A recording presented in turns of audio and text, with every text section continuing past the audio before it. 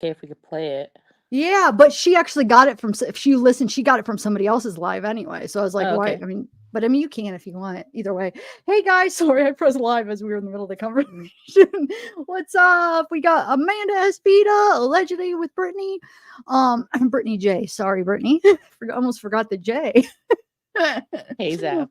um, is Brittany here? Yeah, and they both have channels. YouTube and do you have TikTok, Amanda? Or Amanda has TikTok. I don't know if Brittany has TikTok, I don't know but if Brittany has TikTok, actually. I do, but I have like 3 videos. You're like me. I'm not very active. I have I like got to some. catch up with everybody. I gotta start. I gotta try the lives out over there. Amanda says they're really pretty cool over there. And they just disappear, which I guess could be kind of cool in a I way. do It's like it. It's like Magic Ink. magic ink. So then if you're act silly. So who do we got in chat? We got Donna, Casey, Wyatt. Hey guys. Charlie, Brittany, Killian. Brittany, do you recognize people from your chat in here or no? Is there a lot? If you're looking, is there a lot of familiar faces or no? Let me see. I'm pull up chat. Oh, okay. Sorry, I didn't mean to put Yeah, Afro space. I do. I Space definitely here. always see like my friends in here. Okay. Cool. Mia Spaghetti. So we got a few things I'd like to talk about. I kind of want to start off with the FBI stuff because that's pretty juicy stuff here. So have you guys been following Micah Miller? Well, yeah, duh. Everybody in here probably has been. Have you guys been staying current with some of the newer stuff coming out? Um, I want to read that article if you guys don't mind, and then we could chat about it. Yeah, go for it. Yeah. I'm going to do the little short one real quick that I have, but it's just like a paragraph, and then we'll do the one you sent me, Amanda. Okay. So there's a couple things that the FBI was mentioned in, which is, it's got me wondering. So this one is from 15 News. It says, Feds called in to assist Micah Miller's investigation. And it says May 13th. Right? This can't be an old one, right? That's what I was No. doubting. I was like, is this from like maybe when it was happening? But I looked at the date, says May 13th.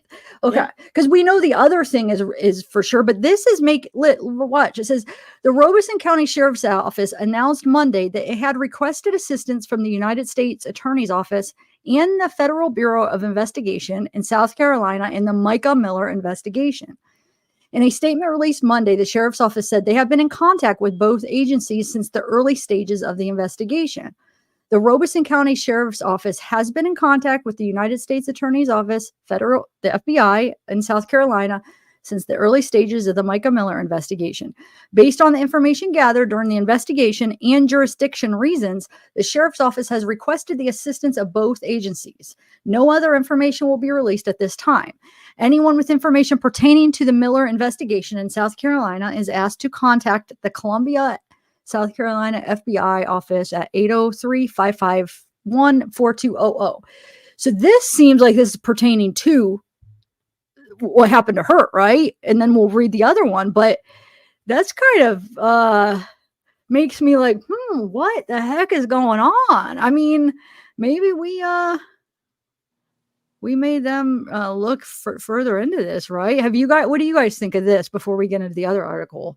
I personally think this is what Kyler, her friend who we spoke to in the very first live you did on Micah, I think this is what she was referring to. She was saying, like, she didn't say in her own words, but in other words, if Micah did this, we still want to look into him. He is definitely the catalyst for all of this. And um, we had spoke on the double entendre where she was telling people if something happens, if there's a pew pew put to my head, he did it.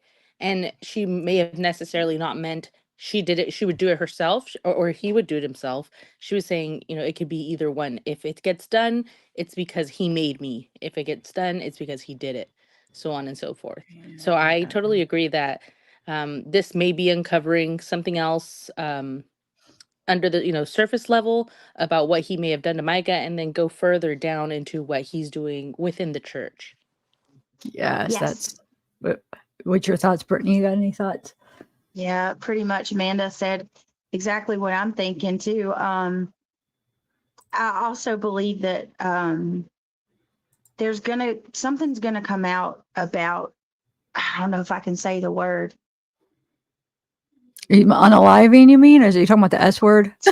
No, the G, Oh. like the way the G word, like the way that when he, her with her age, when they The got underage together, stuff, the grape. that's, yeah, when she was kind of, I think groomed. I hope that doesn't get you in trouble. I don't Oh want to get you no, in trouble. groomed. I'm okay with groomed. Yeah, I feel like I say that. I think I'm telling you, I know y'all have seen it too in your research, the amount of people that have come forward claiming Yeah. that they were victimized from this church. Yeah. And it sounds like he's not the only one, allegedly. So I think that this is going to open Pandora's box big time. That's exactly, yep. It is opening Pandora's box. Dang it. I feel like there's going to be so much coming out. So, yeah, because I feel like he's with him, and then his dad too is also into some, illegal stuff, allegedly.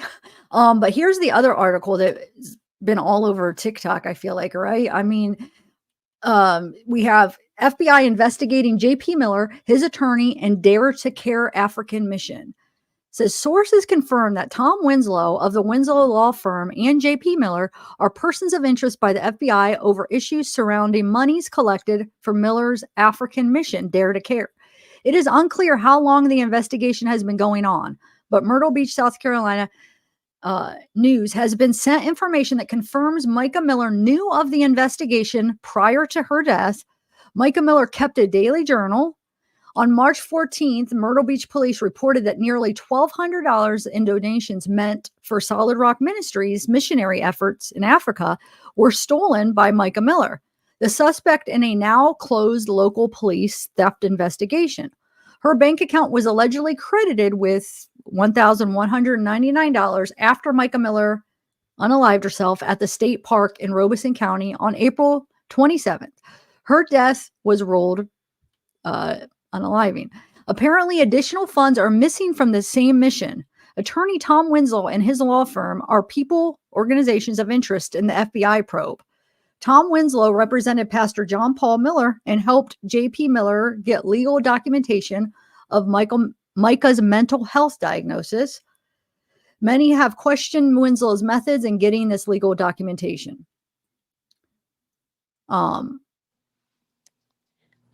I didn't see So this picture. Go ahead. one thing we had mentioned when we saw this article was that the people under investigation are JP and his attorney, and then they're saying they're questioning Winslow's involvement in all this or involvement at all. And when you look at Micah's medical power of attorney that she signed over to JP, the signature for witness is Tom Winslow. Yeah, you sent that to. Here we go. Yeah, right here. So wait, what can this mean though? Because they're saying Micah, it was in her account, but then they're saying that Tom Winslow is now under investigation. So are they thinking they tried to frame Micah? Is that what they're thinking? Because how did it arrive in her bank account after though? They're making it seem like it's mysteriously arrived in her bank account the next day. So, they should be able to track when that was put in her bank account. You know what I'm saying? If it was like pending because they had to okay it, the bank will have all of that, when it was actually deposited compared to when it was, approved. Because how sometimes it pending, you have to wait before you could. Tom Winslow is JP's attorney. Sorry, somebody asked in the chat who Tom Winslow is. No, you're good. There was a little bit more to this. I don't know why I stopped. I thought it.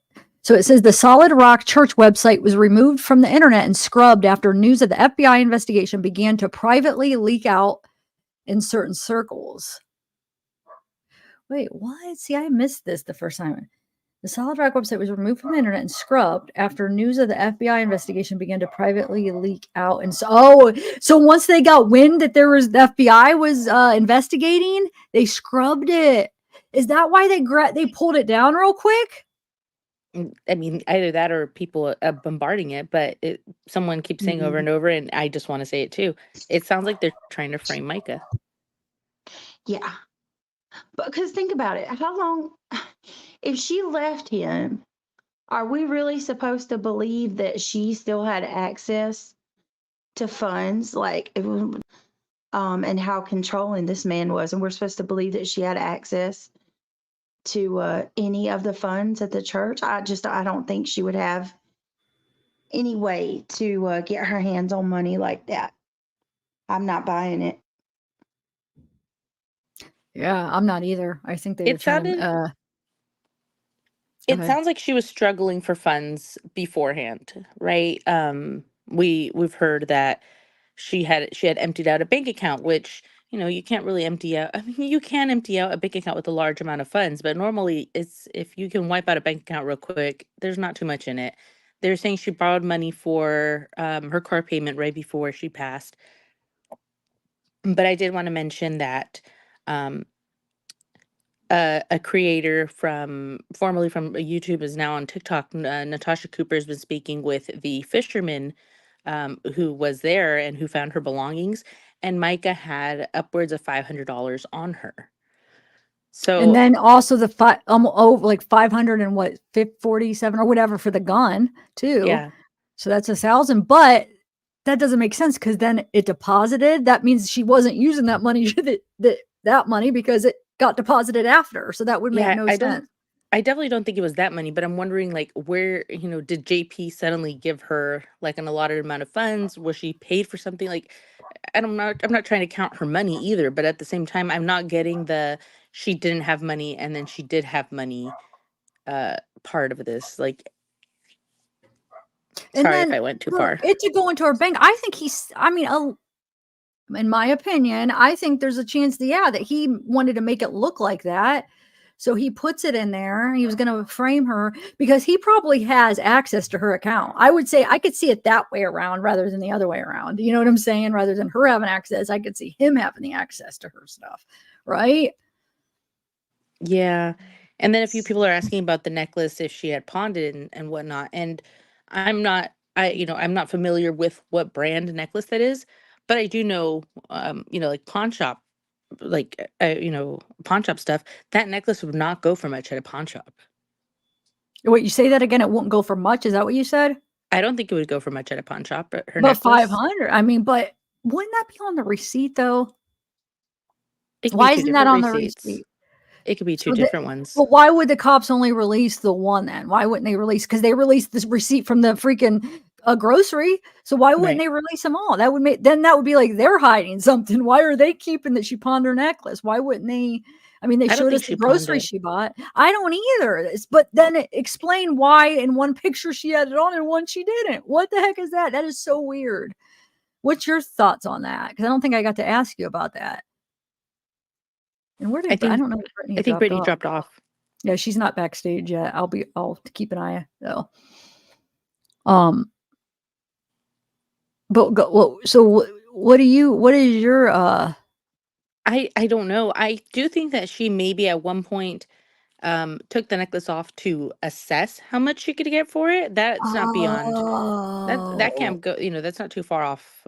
But at the same time, they wouldn't give her much, so she would take it off. And I know because I've gone to pawn shops and dropped a ring with the diamond on it, and they're like, "Oh, we can only give you money for the gold." You're like, "Excuse me, ma'am, what?" No, that's actually a really good theory. Like that, because then we saw JP wearing it. It's like, so how did he get it? If that is, I mean, it does look like the same necklace. So that actually makes the most sense. She took it off to get it assessed, and it wasn't worth what she was going to get. So she probably put it, I don't know, did it wherever she put it, where JP was able to get it right. Unless if that wasn't the necklace. That sure looked like it though. Thank you, Jules, for gifting. Thank you, Kezchek. And Be Kind, thank you for the super chat. And Astro from Space, what were you saying? You said you were talking about it. remind me, because I probably missed it because I miss a lot in chat. But you knew about all this with the money? Like you knew that it was. I'm confused. Explain it. Yeah, I don't know, where did Brittany go? I messaged her. Okay. But so let's see what else this says. So this says, in a letter published by Fitz News, Pastor John Paul Miller purportedly tells Micah, I have about 10 to 12 people going to Africa, this time including attorney Tom Winslow. See letter below. Wait, what is that? Hold on. An email purportedly, I thought I read this email. Hey, Micah, I hope you're doing well. I'm ready to be done and move on and heal and find a first lady who won't treat me the way you are. I really hope you do great things. I was willing to do anything. I even had an amazing desire to have kids since you're not on meds. And I don't want to apologize for the flowers. And I want to apologize for the flowers and fruit. It was already paid for to last until your birthday. Feel free to give it all away. I sent that to you before I found out all the things that I have recently found out about you and what you've done, and you disgust me. So let's please meet soon and be divorced and let this nightmare be over for me.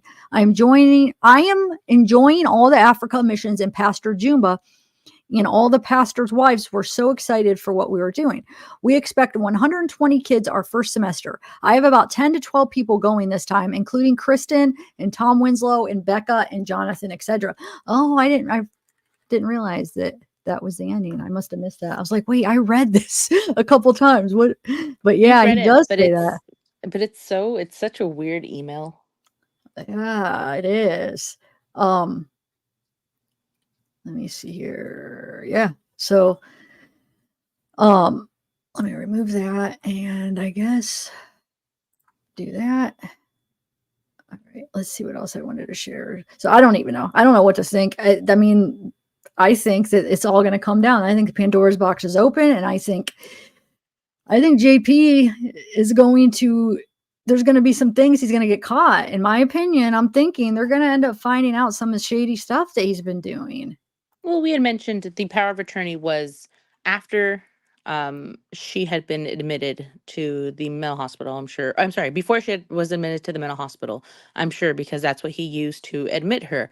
And, they're saying she was admitted because she found out his shady doings with the church. So he essentially put her in there, packed up her stuff, and got rid of her, got her out of his house. There is definitely something to that. If he literally had to remove his wife from her own home, the home that he in her obituary said she loved so much, if he kicked her out of that home, and people are saying it's because she knew of what was going on, there's definitely something there, and you can't hide the sun with your thumb for so long. I definitely think that there's something nefarious with JP going on with the church money, like they've been saying. I mean, the man has a plane. His ex-wife has been accusing him of hiding funds since their divorce. There's definitely going to be some money issues going on for JP. And if that's the only angle we can get at him for, not we, they can get at him for, I'm all for it.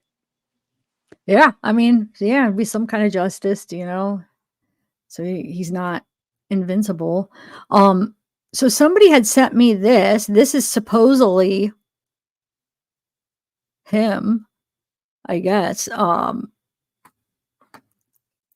the person that sent it to me knows, I mean, he's familiar with him. But so it must have been when he was 19. Is that what Yes, you're getting at? That's the age.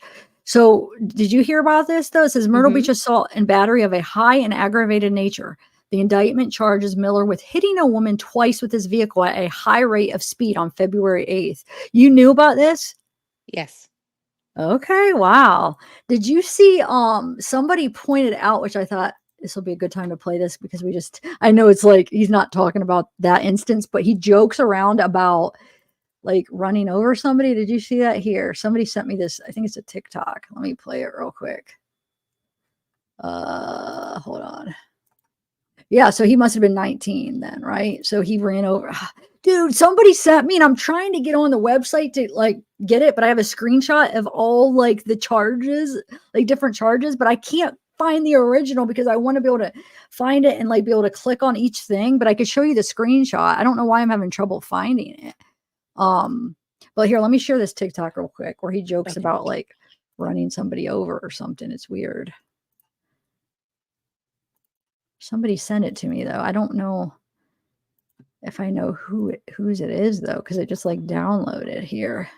Up selling my General Lee just to please those ladies. They ended up leaving church a few weeks afterwards anyway. I could have run over them with my General Lees. I should have done. But anyway, I thought, okay, whatever. I don't know. Somebody sent that to me. I thought I'd share it because we were just talking about running over. But I know he's just making a joke. But let's see what else. I have a couple other TikToks. Oh, that's the same one. So while we're in intermission, Southern Sass, who, hey, said something to the effect of he had been grooming Micah since she was 10. And that's what we got from the police report that she had written out. Well, her sister did an interview, I think, on Ashley Banfield. Yes, I was going to play that. You want to watch it? Yeah. Is it where she talks about that? It's with her and her dad. Is it that one where they Ashley asks Ashley asked the dad if something happened before she was of age, but they couldn't really. I mean, he said something, then he asked her. I'm not sure. Is there another one? Well, there's the one where she's with her lawyer. The sister's with the lawyer. We watched before on my live. That one's a little bit older, and then the one I was going to play is the one with her dad and the sister, the oldest sister. They say are you talking about something else? It is Ashley Banfield, though. I believe this was a different one. It was with Ashley Banfield though, but it was just Claire. They asked the sister a little bit, and she clarified that she doesn't think Micah had been groomed since 10. She thinks Micah meant 2010, and that whenever she had spoken to Micah, she had said 14, 15. That it was always consistently 14, 15, and she thinks that the 10 reference was in reference to 2010. But still 14, 15 is concerning. Absolutely. But just to clarify, if her sister's saying it, I'm gonna go ahead and take her sister's word for it that even though he's a disgusting creep, that she thinks that the 10 reference was for the year 2010. And like we know how cops write, their jargon is so bad. They probably just put 10 and then it got translated into text and it looks like it said 10. Wow. You should help me find that one. I'm going to play the one cuz I wanted to play this the one with her dad cuz I think it's pretty good with her dad and the sister. But help me find that one. I didn't see that one. I have no idea. I'll send it to you. Okay. Joined now exclusively by Micah's father, Michael Francis, and her big sister, Destiny Barrientos. Thank you to both of you. And may I just say I am so sorry to be meeting you under these circumstances. And my heart goes out to your family in dealing with what you are coping with. I cannot imagine being in your shoes. Michael, if I may begin with you, you feel that the investigation has been less than complete, to say the least, on Micah's death. What do you believe happened? What is your theory of how Micah died? My theory of how Micah died? Well, I know she was pushed to the brink. I know that there is no reason for her to be out there in that area. We've never been there. She's never been there. My theory is broad right now. There's bruises on her hand. There's injury to her other arm, like a handprint. And these things were not documented, and they did not show up for no reason. And we were not satisfied with the answers that we were given in the entirety. It didn't seem like enough was done. And we just want more answers. We want more checking into this. And Destiny, the investigators still have not released Micah's personal possessions, like her cell phone in particular, which is a pretty critical piece of evidence. Tell me why it is so important for the family to get those things back. Micah had been gathering information to help with her divorce for quite a while, previous to her commitment to the hospital that was unwilling. She had all of her stuff on her phone at that time and her laptop. When she was committed against her will, John Paul had went to the hospital to pick up her items, deleted all of her information off of those items, and held them till they were past the date that we could recover anything. So it's very vital for us to get this cell phone that she currently had, because we do believe that there could be quite a bit of evidence on there. Michael, one of the things that I think has stuck with a lot of people is that Micah met John Paul when she was in the youth ministry in the church, when she was just 14, right. and he was a leader in the church. That did not escape a lot of people. Ultimately, they ended up married. But is there something that you and the family know or feel or believe about Micah's claim that she was being groomed from the time she was a child? Absolutely. Yes, her demeanor changed over time, and she became more and more compressed, less and less of herself. And as soon as they got married, her behavior went downhill fast as far as being her lively, jovial self. And she seemed to be more sad, more under control, and didn't seem to be her free self, didn't seem to be able to accomplish things she wanted to without him causing them to end. She would do something amazing, and he would shut it down and would not repeat functions. I just believe he really compressed her. I really believe that he just sucked the life right out of her and caused her to go downhill from the moment after they got married, the moment after he forced her to have a certain surgery, and she had a violent reaction from the anesthesia, and he took advantage of that. What kind of surgery are you saying he forced her to have?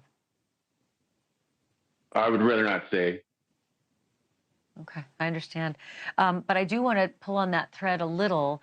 Do you believe that John Paul Miller had inappropriate sexual contact with Micah before she was legally allowed to be in that kind of a relationship? Do you think there could be charges in terms of the age difference between them?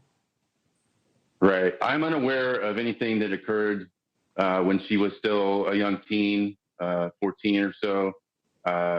Destiny, do you have anything? I'm not sure. As far as him reaching out to her and continuously texting her while she was a teen, he convinced her to get away from our family during her teens, told her that he would find different households for her to live in within the church to get her away from our family, as well That's as possible. he helped her get a car and told her to find adults and tell them stories that they could trust, to get her away from our family. And that's how he initially isolated her during her teens. Do you think, Destiny, that he was having a sexual relationship with her when she was underage? That I can't lay any claim to. I'm not exactly sure to the extent of the relationship at that time, other than the getting her away from the family, getting her to talk to other people, and putting her in homes of other family members. But that is when I believe that the initial grooming did start. And Destiny, just describe some of the changes that you saw in your sister after she married John Paul. Micah was so full of life. She was funny and energetic, someone that just lit up every room that she walked into. And once they were together, especially for that first initial couple years, I mean, she just deteriorated. She was not herself. You could see that maybe she was you could see just the downfall in her personality as far as becoming sad or trying to put on a mask to not let people in of her own private, from what I'm finding out, on her own private hell. Michael, is there a chance that you and your family will launch any kind of civil litigation against John Paul Miller, whether it's wrongful death or whether it's an encouragement for the police to launch criminal charges for anything they may discover in the evidence that we've been able to unearth, the stalking and the harassment, the physical evidence and the admissions and the emails, even to our producer, that he had done those things? Absolutely. We're going to push for every law that can help and push for laws that don't even exist yet. We need a lot of support. We need people that can help write new laws if necessary, and staff this situation to springboard forward and protect Micah and also protect anybody else in the future. And we'll definitely pursue that. Wrongful, everything. He has caused terrible pain and tragedy throughout this. Michael, what was the last conversation you had with your daughter, Micah? It was about, it was the day before, gosh. It was basically about how things were going. I was talking with her about music, and we wanted to do some recording, and she just absolutely had no signs of anything drastic in her life that would be that bad. She did mention that she was feeling some depression, and she was didn't understand. She didn't understand why this pressure was coming back, because she was feeling better and better the longer she was away from John Paul. And I believe it's due to the stalking and the slashing her tires and causing her just pressure, as she felt like she had to look over her shoulder all the time. So she felt like she needed a weapon to protect herself. So, this is not normal.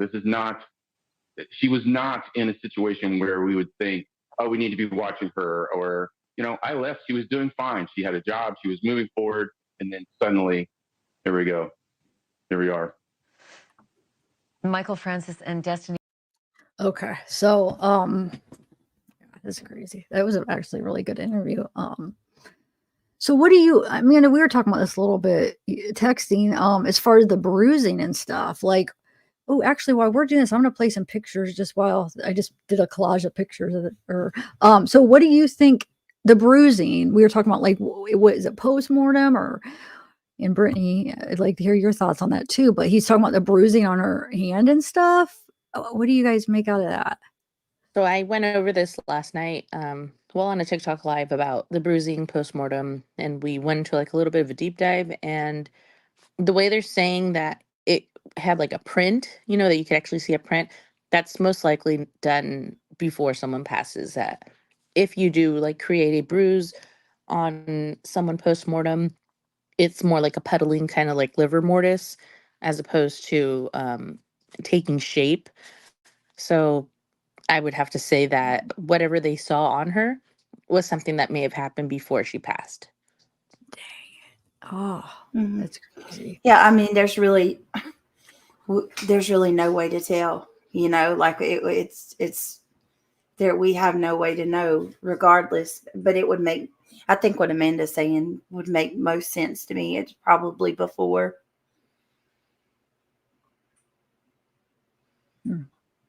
I that video you were just watching. I watched that earlier today, and I was just mortified. Like, this poor woman, she didn't have a chance. She didn't. It's awful. She didn't. Brittany, And she's let's go ahead. I'm gonna go no, ahead. no, I'll no. ask. I was just gonna say, and she's been disparaged. Like all of this stuff is coming out about her life, and Mm-hmm. it's her dad, poor guy. They ask him, what surgery was it? Everyone could kind of guess by watching, like by seeing her, but Right. he's even trying to protect that. There's nothing. Whatever JP has done to her has followed her into death as well. He has humiliated her, and it's ongoing. Like, we're finding out now about the nude pictures and all that. Like, there's just so much. That's There's so that's much more than just an abusive husband. just ridiculous. Yeah. The Robeson, right? Robeson. Robeson County. Yeah. Robeson County. Yeah. So you were saying that you are familiar with the county, and that's not a place that you would want this to happen, right? Is it? So it's really corrupt. It's a known thing. Oh there? yeah. There's actually there's actually, I want to say, I don't want to say anything false, but I'm pretty certain that there was a show about the law enforcement agency there. It's horrible. The corruption is, first of all, the corruption. It's a place that's riddled with substances, and it's a place where it's a known area where people go to get whatever they need, if you know what I mean. Yeah. And as soon as I heard that this is where she was found, I was like, oh my God. I mean, we will never know the truth of what happened to this girl. In my humble opinion, from being familiar with that area, this place is not where you would want your family member to be found. It's not where you would want to be found. The resources there are so stretched. The amount of crime in that area is astronomical. I mean, it's renowned for unsolved homicides, unsolved crime in general. The jails are overcrowded. I mean, anybody that knows this area or is familiar with it will tell you the same thing. This is where Letitia Stalk is from. That's what somebody was saying that in the Yeah. chat. They saw her name. Okay. I didn't know that. Yes, Letitia Stalk is originally from Robeson County. It's a terrible place. It really is. And that's no offense to anybody if you live there, but you know it's corrupt. And yeah. Dang. I wasn't surprised when they said her family reached out to law enforcement and told them about, you know, the treatment towards her from her husband. And they basically told her family that this was, you know, they pushed the family off to, you know, get in touch with South Carolina because they're not going to do anything. They won't. I mean, I'm not even going to, I don't even believe anything they say. I'll just say that. I'm trying to be careful and choose my words wisely because I don't want to offend anybody, but I'm very familiar with that area. And I can tell you it's a terrible place for my heart goes out to her family that's the area that they have to or the law enforcement agency that they have to deal with. I'll just say that. Dang it. That's not good. So we might not really ever know the answers to some of that stuff. Like, for instance, Amanda, did we figure out who found, or do you know? Because me and Amanda were talking about, so it was somebody in the boat that found Micah, right? It wasn't the fisherman, right? Go ahead. So the fisherman saw 3 people in a boat, and it wasn't them who found her. It was somebody alone in a canoe. Oh, that's what okay. You did say that. That's right. So there was 3 people in a boat, somebody in a canoe, and then that guy that found her stuff that originally took her stuff didn't call the cops for some reason. I'm not sure what he was gonna do if, like, once he found out like the situation. I'm not sure what he was planning on doing, but he like grabbed her stuff, right? And they said, well, he wasn't the one that called the cops. So that's a whole nother question. But so he takes her stuff, then he ends up seeing the cops there, so he gives him stuff to the cops, right? So who are these 3 people on the boat? Have they been interviewed? Has anybody seen any interviews with them? He said they were not interviewed. Like the cops didn't even interview them. Yeah. And they were so wait, was that the boat that the fisherman saw come out after he heard the gunshot? Yes. Dude, they need to be interviewed. I know, right? What? Exactly. That doesn't even make sense. But there you go. That's Robeson, right? That's Robeson. That's it. I'm not surprised. But we're supposed to trust them when they're like, we did a thorough investigation. Don't worry. We got all the timestamps, all the ring footage. We got it all. Don't worry about us.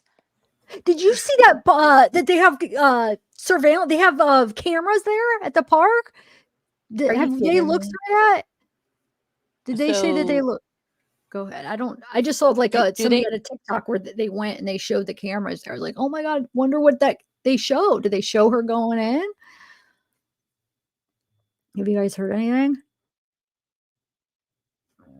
I haven't heard anything about that. I should have saved that. I was gonna send that TikTok to me to share it, but I was like, no, it's just a picture. It's just a video of the camera. But yeah. And what about, I just uploaded the short. You guys have probably already heard it, but I just heard it today, so I'm probably behind the times. But that voicemail, did you guys hear that? That Micah left to JP? No. It's supposedly from Oh, really? So maybe I'm not too. I was like listening and I'm like, dude, February 6th. I bet you late in the game on this one. But here, let me play it. I made it into a short. So she's sending it. What I'm a little bit confused is it sounds like it's like maybe multiple. It's either multiple voicemails or somebody cut it up. So it was like on a TikTok. Here, let me show you guys. So okay, you know how I told you that, because I don't want anybody to say that I'm just putting, I'm hating on a specific location. So you know how I'm saying that Robeson County is very corrupt. There was this I don't even know, I can't remember if it was a show, but it was called Operation Tarnished Badge. Okay. And it's basically it was a group of people who basically made a documentary that was centered around rampant corruption in Robeson County, in the Robeson County Sheriff's Office. Okay. I'm looking at it. Anybody's free to look that up, because I just don't want anybody to think that I'm, No, I don't think any. Why? People get offended if there somebody might hear this that lives there or something. But yeah, it's concerning. It's really concerning that this is where she's found. No, I believe you, because even Kyler was talking about that too, and we had her on, like, when was that? Like last week, and she even said that's not a place that you want to, Wind up. How down. did she say? She said like unalivings, that they like rule everything unalive, like the. Well, yeah, they don't have the amount, honestly, the amount of homicides that take place in that county alone, on top of the corruption.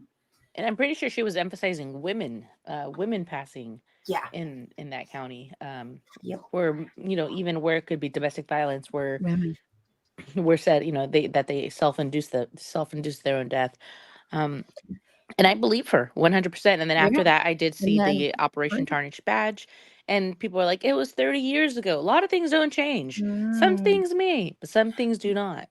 No, there was a documentary. I'll try to find it. It's been in the last year. It is. When I Googled it, there's a bunch of stuff that came up. And I actually found a video that looks kind of interesting on this case, but it came up when I Googled Operation Tarnished badge. So, I'm sure people are relating it, Brittany. So you're onto something. I mean, have you guys seen the interview of the guy who was JP's friend, and JP called him at one point and said, hey, Micah has a pew and she's in the backyard. Like, what do I do? Do you think she got it so she can hurt me? And his buddy in the interview kind of shrugs, and he's like, why would she want to hurt him if he wasn't hurting her? Wait, where did you? There's an interview. You got to show me. What? I'm confused. What you mean? It's this guy has a video of her, or he? Okay, so there's an interview of a guy on the news, and he is basically saying he was friends with JP and Micah, and that JP at one point called him and told him that Micah had purchased a pew, and that he was aware of it, and that she was in the backyard, and he was scared of her. And then he asked him, like, hey, do you think she purchased it to unalive me? And the buddy ended it with, well, why would she want to hurt him if he hadn't done anything to her, type of thing. Yeah. Huh. Yeah. See if you could find that. I'm going to play this real quick. It's really short. It's under a minute, but this is those voicemails. It's supposedly from February 6th this year. So, yeah, let's see. Or let's see what you guys think. Why is there no sound? Oh, shoot. When you were trying to work things out. I hate how you can't rewind. Okay. You can't rewind shorts, can you? It sucks. Okay, let's try this. It did it again. I never should have abandoned you when you were trying to work things out. I never should have put anybody else before you. I love you. At this point, I don't even know who my husband is, because I don't have a paper trail.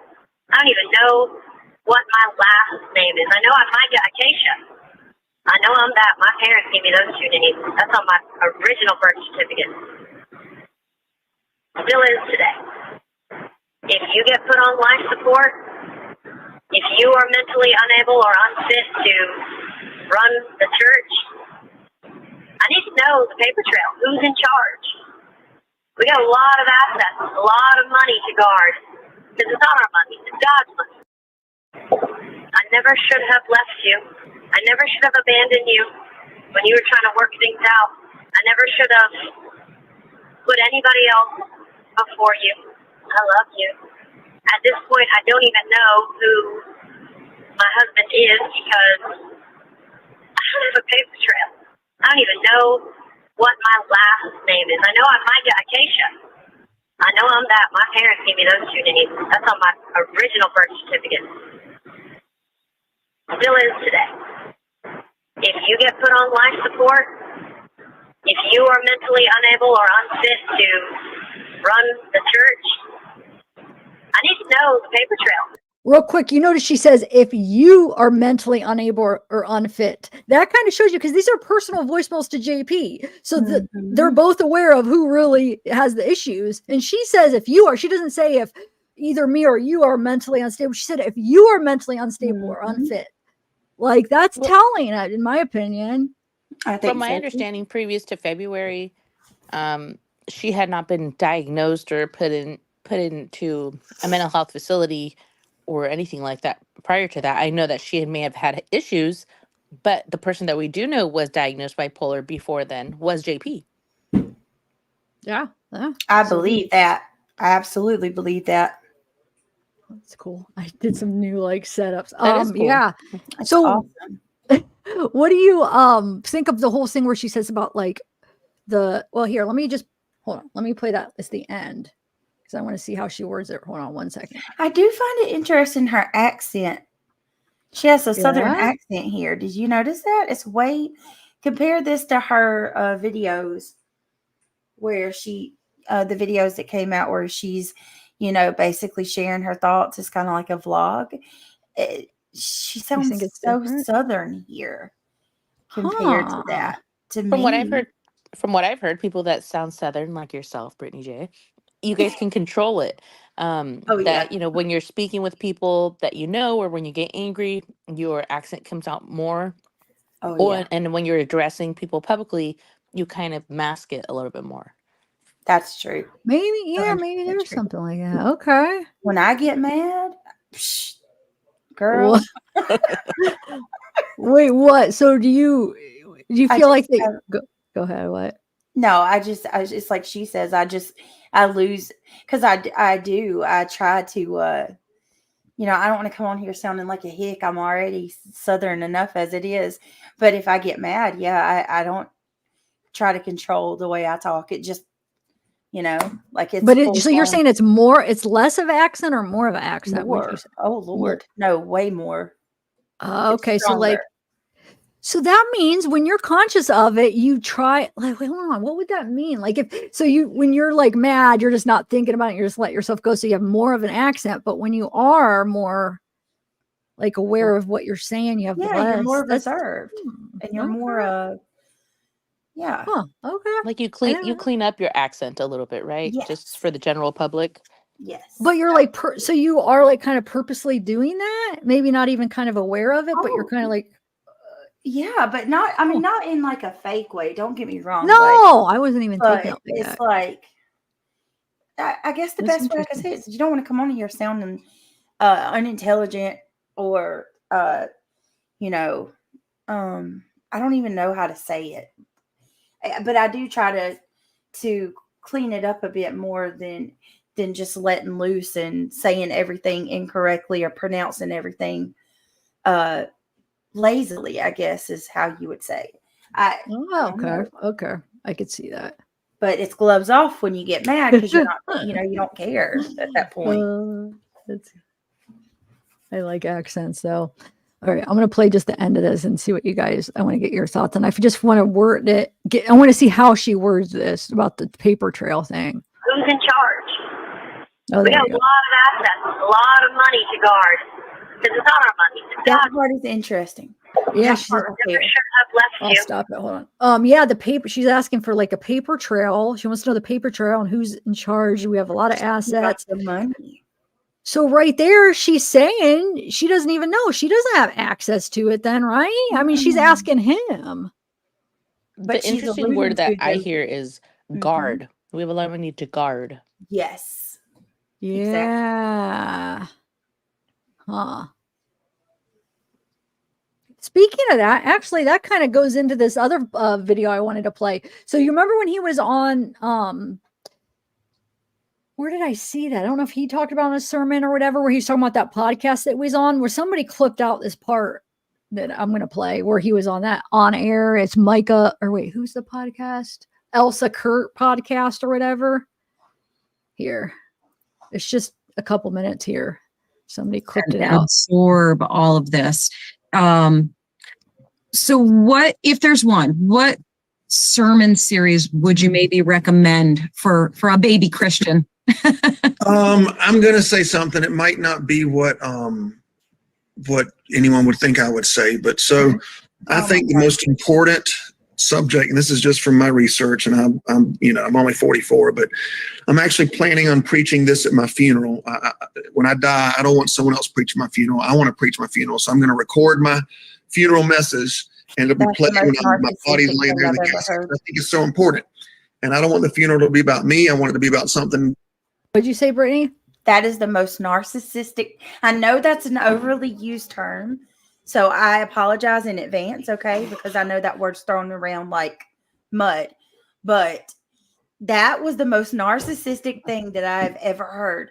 You think so highly of yourself that you're going to preach your own dang funeral. Like normal people choose someone they admire to, if you choose, or a lot of people just let their family member do that. But I mean, if you do, would you think, oh, I'm going to do the only one fit to do my funeral is myself? Like Clearly, he admires himself. Yeah. Oh my Lord. And then wait till you hear what he says the most important thing is of like the whole scripture. I understand like the point he's trying to make, but it's just very fitting. Watch. Have you guys seen this clip? I haven't. Okay. No, I hadn't either. Okay. That I want everyone to take away, and take to God. I honestly think, and this is going to sound weird, I think the most important topic in the entire Bible, and the thing that every Christian, whether they're new, they've been saved for 20 years, everyone, I think the most important thing there is tithing. And I'll tell you why. I've studied human nature, I've studied America, and I've studied the Bible, and I've studied history. And everything points to the fact that money and the love of it is the root of all evil, not money itself, but the love of it. And so I tell my children, the one thing I've instilled in them more than anything else, and the thing that I want to take and preach at my own funeral, is everybody needs to find a church and be a faithful tither, because the Bible says the number one thing that can steal your heart away from Jesus, away from your family, away from your mission in life is money. Mm-hmm. And it's the ultimate test to bring Jesus 10% of our income and not designate it. In other words, we have no control. It belongs to him. And the Bible says that where your treasure is, that's where your heart is. And so if someone's struggling with pornography, if they're struggling with negativity, if they're struggling with depression, if they're struggling with alcohol, whatever their struggle is, if they'll get... You notice the first thing he said, pornography, because that's one of his issues we learned. So that's the first thing he thought of struggling. Mm-hmm. All right, this is almost their heart in the kingdom, then everything else will follow their heart. But the only way to get your heart there is for your money to be there. Oh my God. Jesus, I'm a Christian. Has this dude ever heard of the money changers? Like, wait, God. What do you mean money changers? Wait, what? In the Bible, like the money changers were these people that were selling in the church, like making money, circulating money in the church, and Jesus lost it, and he turned the tables over, and he was like, you're defiling my Father's home. Not saying that you shouldn't like help the church and give to the church and tithe, but this man is like everything that you're not supposed to be. It's not about money. Like, what if somebody's poor and they can't tithe? Are they not worthy to go to church at that point? Like, Good I point. can't believe Yeah. he said money is the most important thing. Jesus. I know. And he turned it around to make it like, so it made somewhat sense. Like Right? like, but it does. I mean, in reality, yeah, like you're right. There's some people that's not going to be able to afford it. Well, you guys, And you guys were saying that, you know, because he's so righteous and everything, this made me laugh out loud while I was muted. Somebody goes, but he watches nude women videos, like all, he does all of this stuff, but he's so righteous, but he's doing all these bad things too. And it just made me laugh out loud. Like he watches porno. Like, yeah, he yeah. does. You can't listen. You can't believe a word this man says, and anything he says, you have to take it with a whole bunch of grains of salt. Yeah. So he says he's definitely not a monk here. Yeah. Yeah. So somebody sent me this. I haven't watched it yet, but let's watch it together. Here's some of Reginald Wayne Miller's photo drops. Oh, and then that thing when I typed in the tarnished badge, this thing came up that I wanted to watch too. Right here. Let's watch this first. Hold on. I'm curious. It looks like it could. I don't know what they're saying in it, but let's just watch. Hold on. Let me share my audio. Brittany, do you have AirPods? Or even Amanda? But Amanda, you're mostly doing TikTok, so I don't. So do either of you have AirPods and do live streams on StreamYard by any chance? They don't I work. don't have AirPods. I do StreamYard, but I don't do Okay, AirPods. never mind then. There's just this issue with AirPods, like it'll stop your sharing the audio. It does to me at least, and then also if I have guests on and I have my AirPods, which I can't wear them, which these things suck. I could barely hear, so I miss it, but it makes it echo. So I was just wondering if I'm like missing something, if I'm doing something wrong, why it's doing that. But No, I have that same problem with I don't use AirPods, but some of my guests do, and we're experiencing that same issue, and I cannot for the life of me figure it out. They end up having to just completely take them off. yeah, so you do know. Okay, yes, it Yeah. sucks. I haven't used AirPods in don't. about 2 years on StreamYard because of the same issue. Oh, so it is a known issue. It's not me. Okay, that makes me feel better. So it's like maybe there's like a setting I'm missing, but yeah. Okay. Let's see what this is about. So when I typed in it, this is riveting real life. It says, is Robeson County corrupt? So let's see what this says. Update in the Micah Miller case. Let's talk about Operation Tarnished Badge. Operation Tarnished Badge is the largest investigation of police corruption in the history of the state of North Carolina. What does this have to do with Micah, you ask?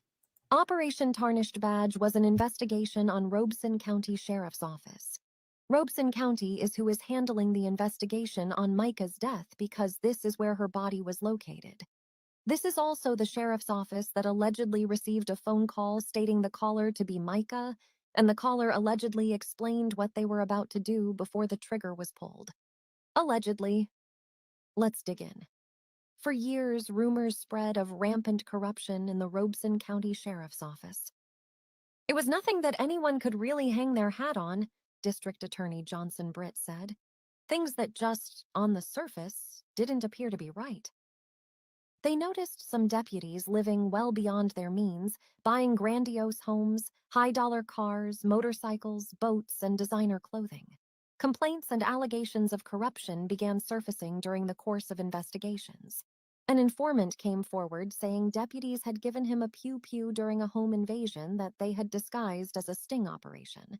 The suspicions intensified because information in a report filed by the deputies was missing. So was the pew-pew. It turned up later in a deputy's private locker. They asked the State Bureau of Investigation to look into the matter, marking the beginning of the largest investigation of police corruption in state history. Operation Tarnished Badge. In all, 22 lawmen, including former Sheriff Glenn Maynor, were charged with crimes, including pirating satellite television signals, kidnapping, perjury, drug trafficking, armed robbery, and money laundering. While the SBI was investigating the missing pew-pew, agents were looking into a case in which a deputy had planted evidence. those cases kind of morphed into the larger investigation as more people were interviewed and more people started cooperating. The indictment detailed illegal acts, including the arson of 2 homes and a business, assault, theft of public money, distribution of drugs, and money laundering. The indictment said the lawmen used Mary Jane as payment for committing arson, provided drugs to confidential informants, and stole thousands of dollars during 6 highway stops on Interstate 95. While those investigations unfolded, another bizarre crime implicated 2 other deputies who were accused of kidnapping and robbing 2 alleged drug dealers. The entire department was implicated when the investigation turned to satellite TV piracy. More than half of those charged in Operation Tarnished Badge faced piracy charges. The problem was, you had corruption to the highest level. The reason you got this corruption was because you had nobody minding the store. Everybody was involved at one point or another, or just about everybody. You had some actual decent people who worked there, but when you work at an organization where you see stuff going on at the highest level, or stuff being looked the other way or being winked at, that's how it happens. That's how it mushrooms. The rumors had always been there, locals said, recalling whispers of corruption in the highest echelons of county government dating back to the 1970s. But nothing ever came of it. So when Tarnished Badge came along, it was like maybe it does exist. How can we trust the word of someone who is tied to such a corrupt area? Especially when the statement given by Dr. Richard Johnson, the alleged medical examiner, said he wasn't the on-call medical examiner the weekend Micah died, but he went to the scene to assist the on-call medical examiner. Why insert yourself? If this wasn't your case, why are you the one determining everything? Why did you take over? Normally, I wouldn't feed into the conspiracies, but this entire case gets more bizarre by the hour, and now we have proof of the corruption that has been riddled through the county for decades. What are your thoughts? Yeah, that is weird. Why the medical examiner that wasn't even on the case is the one that like gave the report. Like, what is that normal?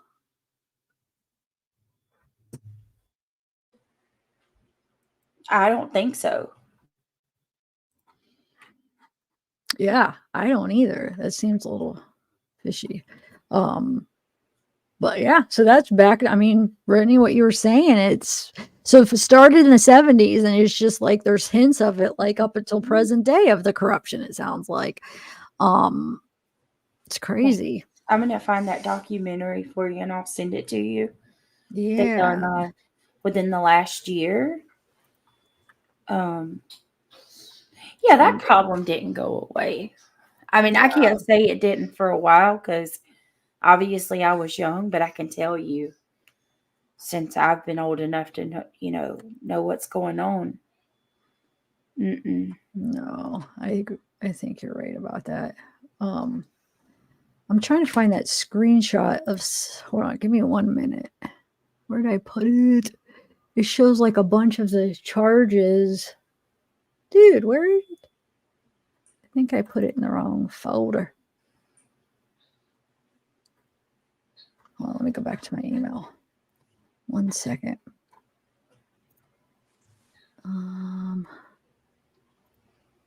We could also listen to that thing together if you want. I had something that I had written down, and I just don't want to forget to mention it. And it was from an interview that I don't remember where I got it from. But I did read that when Micah was admitted into the mental hospital, that JP transferred the deed of his home into his oldest son's name.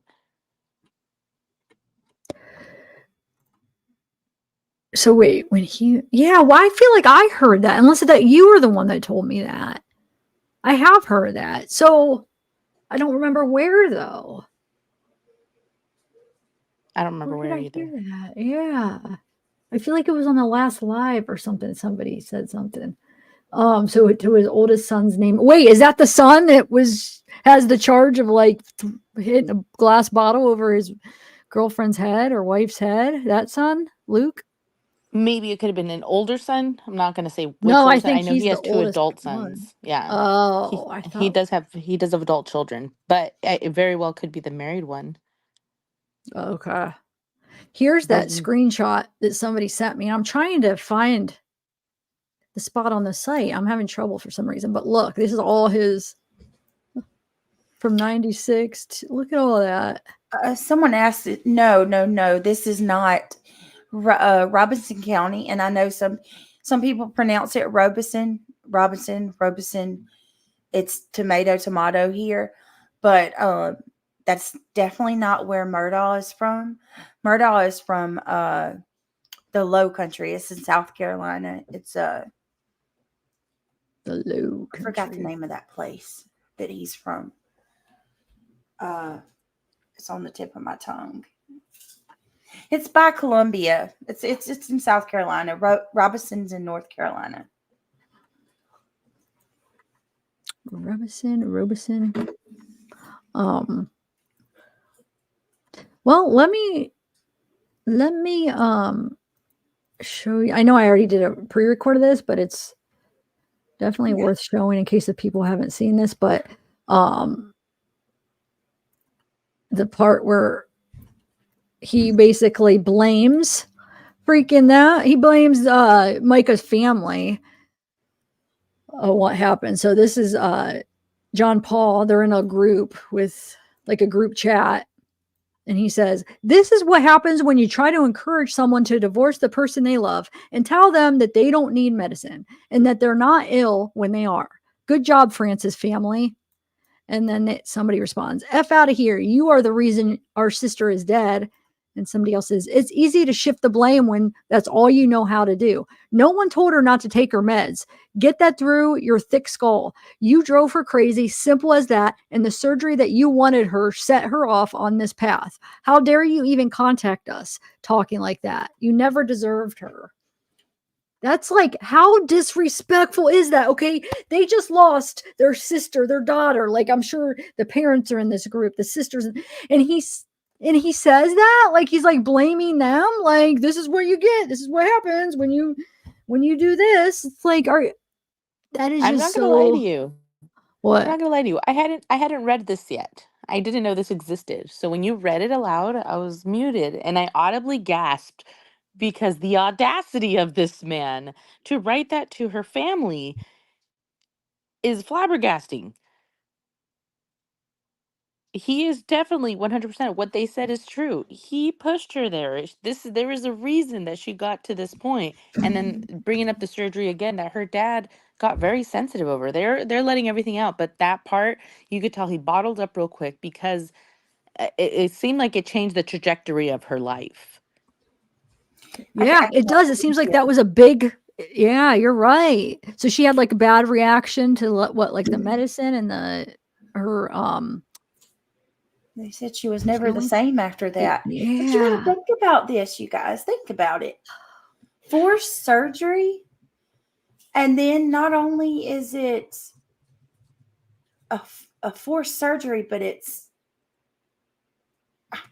I don't even know how to say this. It's basically, she was sexualized in every way. And for that reason. So not only is she dealing with her body being altered in a way that she's against, but the reason that it was being altered is what she had to live with too. You know what I mean? And there's no telling what nefarious things came from that we don't know about. I mean, it was clear he wanted a trophy wife. Oh, yeah. That's why he dropped his wife for Micah. That's why when Micah started showing that she wasn't going to, be there till the end of time, he started talking about finding his another first lady. And what did he say in his own words? A young hot wife.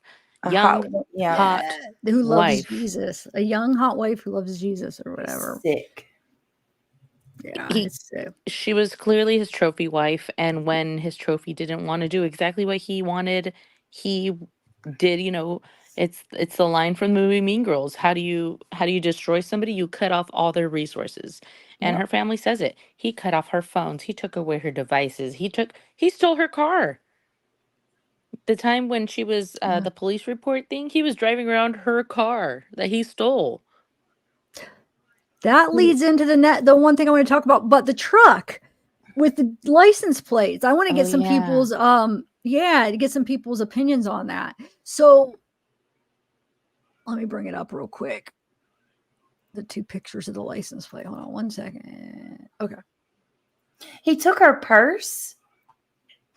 Yeah, did you see that video? There's a video out where she's trying to get, well, supposedly didn't he take her purse when she was in the hospital too? He took her wallet and her phone, but then there's that video where she's trying to get in the house and she's like, my purse is in there, and he wouldn't let her in. I don't know if you've seen that too, but I would, listening to his sermons where he talks about when my wife was in the hospital, I was going through her phone, and I counted. What did he say? Like 18 people told her that if she wanted to talk about her husband. I was like, and 2 of them were men. Yeah, like if you were my preacher, I would have got up and walked out. Every sermon was about his marriage. Like it wasn't even about like I don't know that if you want to know where his head was at, just go watch his sermons. Exactly. So wrong for him to do that. And then did you see that one TikTok, Amanda, the one you sent me, where he basically outed that girl in his sermon? Like he sits there and talks about people confide in him as the pastor, and then he goes and he talks about him in the sermon badly, usually negatively, but yeah, he doesn't say their name, but they know who he's talking about. It's like, you can't do that. People are trusting you with information. Like, you can't go and sit there and just blast them all over your sermons. It's just so messed up. Yeah, the same girl. She was in the choir, and then because she was unwed and marrying and living with her boyfriend, he kicked her out of the choir and then made a sermon about her. So messed up. So I think it was JLR that pointed this out, but regardless, this is going around. This is his truck, and it looks like a different truck, same license plate. So we were wondering, remember when Kyler was ran the license plate of Micah's, the Honda, and it came back with the other what was it? What was the other car? The blue. Do you remember? Does anybody remember what it actually came back as? No. And then there's a video, but there's actually a video that shows Micah in that other car. So they own that other car. So what I'm thinking is they are using the same license plates. Didn't they say he has like 25 cars listed to the church? So I'm thinking he's just like switching the license plates depending on which cars he's driving. And I don't know if that's legal. Does anybody know? Are you allowed to do that? Yeah, I don't know if that's legal. I don't think so either, but I'm wondering if, since it's his church, maybe, since I don't know how that works. You know how churches get like special laws or privileges, So I'm guessing that he just switched it, because look, it's the same license plate, right? So is he just switching it between cars? And at first I was like, well, wait, did he just replace this? But no, look, it is a different truck because he has stickers and stuff. So yeah. Wait, is it hold on, could this be at different time periods and he just had replaced this and put stickers? Do we know what time? Like, is one from like way before? Because now that I'm looking at it, maybe we don't know when these were taken. So maybe one was taken before he put stickers on and he replaced that. I'm not sure. I don't know where these came from. Though. Oh, they are. But if they came from different times, maybe he had different tires. But it doesn't answer the question, well, why does Micah's? They supposedly her license plate that was on the Honda that she was driving that day came back to the other car that they own. So, right? What was it though? I gotta go. Do you know what I'm talking? Does anybody know what I'm talking about? I read it when Kyler pointed it out like a few days ago. How the license plate didn't match the car. It came back to a different car. You guys didn't see that? I did see it, but I don't understand. Well, I think they're taking one license plate and just switching it between cars as they drive different cars. Or maybe they have a few license plates. I don't know. Does anybody else have any thoughts on that? And Ty, thank you for coming. Do you want to come up? I don't want to pressure you. Thank you for sharing that website. And thank you for sharing. I wasn't sure if you wanted me to say about that part of the article or that part of the looked like it's from the newspaper about him running over the lady. I wasn't sure. I just said somebody sent it to me because I wasn't sure how you felt about that. But obviously you're okay with me saying who sent it. But yeah, I would love to interview you whenever you're ready. You Oh, that's have Ty? I was yeah, gonna email him. Yeah. yes. Wait, So I'll I was show gonna you which email one. him earlier today. We would love to have you up here, and if there's a good time for you, we could schedule a live around you, and then you can jump on if you want to jump on now. That'd be great. But I was gonna go ahead and email you, so just look out. It's gonna be Amanda's Vida at Gmail. I'm trying to find him. I want to put up. You know which one is Tiwi or why can't I find it here? I'm trying to find a comment that I was just saw it. Now I can't find it. I was going to highlight it to show you. I don't know where you went. I think there's I just didn't so many see it. comments. What's that? I didn't even see it. I know that's why I wanted to show you because I figured so you could see which one he was, but I don't know why am I not seeing it? Hold on, I gotta find it. It's gotta be. There can't be that many So people. do people in chat know who Ty is? Ty is the uh, wonderful person who had the video of JP on the grass crying and not crying at the same time.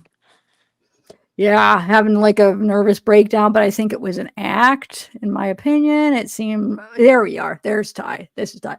It seemed like an act, and like Ty, I saw that you had the same thoughts that I had. I ended up reading it at the end of the last live where I was saying if it was around 2015, 2016 when he was getting a divorce, then it makes sense. He wanted to take the pressure off of him and be the victim, and be like, oh, poor me, look what's going on with me, and just kind of like forget the fact that you just cheated on your wife, so yeah, I think that's what it was. I think it was fake. What do you guys think? Have you both seen it? Yes, and from my understanding, he lost a lot of his congregation during that time as well. A lot of friends, a lot of congregation, Oh, a lot of part of the congregation. So he really probably was in the pits. I believe he could have been having some type of breakdown, but when I watched the video, the way he would answer questions is just the way he would just snap out of it. I don't know. so you could tell. Yeah, I feel like it was definitely interesting. I could watch it. I could watch it again. Do you guys want to? Yeah, let's watch it Oh, I'm again. down. Okay. Brittany, have you seen it? Mm-hmm. Okay. All right, hold Yeah, on. I'm with Amanda. I could easily see that he really was going out of his rocker because as a narcissist, which I truly believe he is the sheer definition, he was spiraling at that time. Yeah, we He's all, losing everything. we've all been there. We've all spiraled a little bit. I'm just happy nobody pulled out a camera when I did. What I did. Wait, Brittany, so you're saying you think that it could be legit? That he's not faking? Is that what you're saying? Or Yeah, I think okay. he was losing his mind. Okay. I really don't do think this think guy is well at all. I don't think it's a 100% fake either. I just think that he's histrionic and he uses it to his advantage. He uses like emotional manipulation to his advantage. But I do think that he was going through it. Yeah, I mean, I do too. He definitely was. I mean, he was about to lose his wife. You said he lost a lot of his people because of it, because he So was just cheated, right? Because of yes, that. Yeah, D I Crafts mean, D Craft said, "Well, he managed to keep his sunglasses on though." yeah, he did. All right, let's play this. Yeah, so Ty is the one that was filming this and posted it. So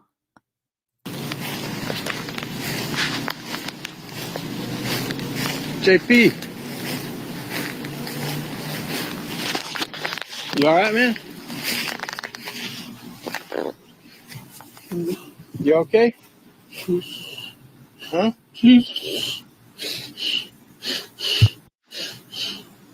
You okay? What's the matter? Huh? What's the matter?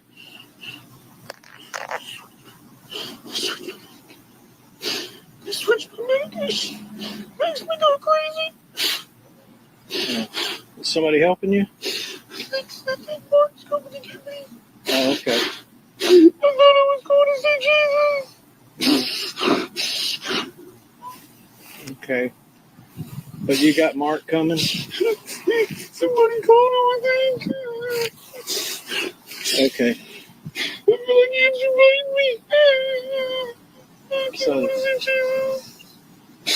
it's biting me everywhere. Is your medication something they gave you? Yeah, they were drunk. Yeah. Can you want me to make sure Mark's coming? Yeah,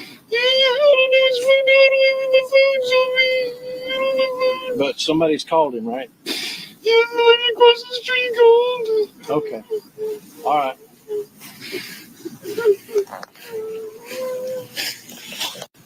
Hey, JP. I think Mark is coming. I had him try to get in touch with me again to make sure. Is that okay?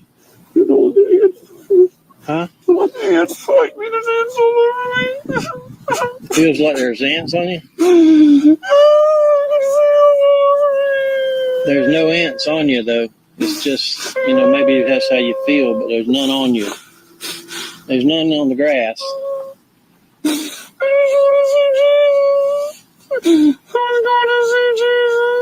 What kind of medicine do they have you on?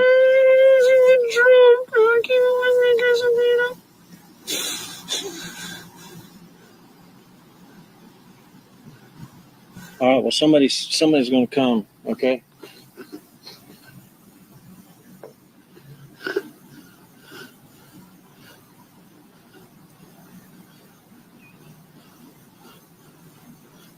His voice is so soothing.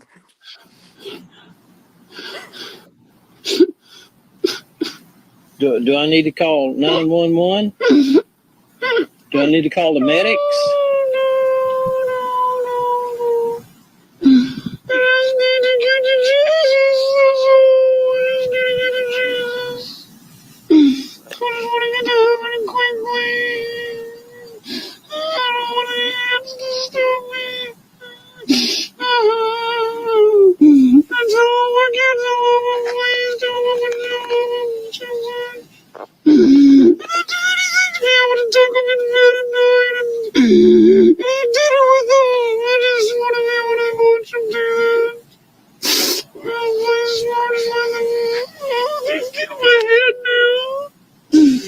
Yeah, we got somebody coming. You want some water or anything? You want some water? Yeah, he said okay if you got a little bottle of water.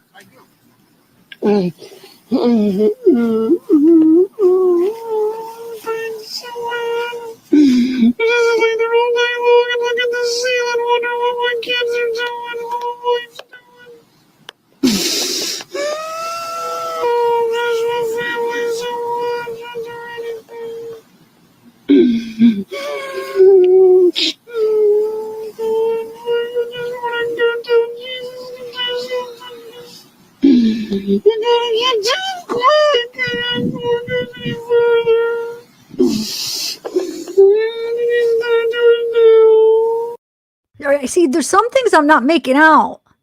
What did he say, Disney, or what did he just say? I want to get to Jesus. I just want to sit at the table every night and eat dinner with my kids. That's what he said. I got ants crawling in my head now. So, can I just, seriously, even if he's putting on, even if none of this is real, a sane person wouldn't do this to get attention either. Either way you slice That's true. it, Yeah. messed up. Unless if he's so twisted, like he thinks that this will get him pity and this will get him like, oh, he's the victim rather than he's what he did to his wife. Like they're like, oh, he's not mentally well. And then they kind of just forget about what he just did maybe. But yeah, there's probably more to it. I mean, he probably has a little off his rocker there. I think you got to be off your rocker to do this. Like, even if it was fake, you know what I mean? Yeah. Thank you, Nikki. That's a good point. Go ahead. What? Sorry. I was just going to say, and it is the guy Ty's in chat, right? Who filmed this. Yeah. Yeah. I love how he just kind of stands there. he don't pick him up or anything. He's just like, all right, bro, I'm gonna I'm gonna Yeah, monitor you until somebody comes. he does good. Yeah, I mean, he acts.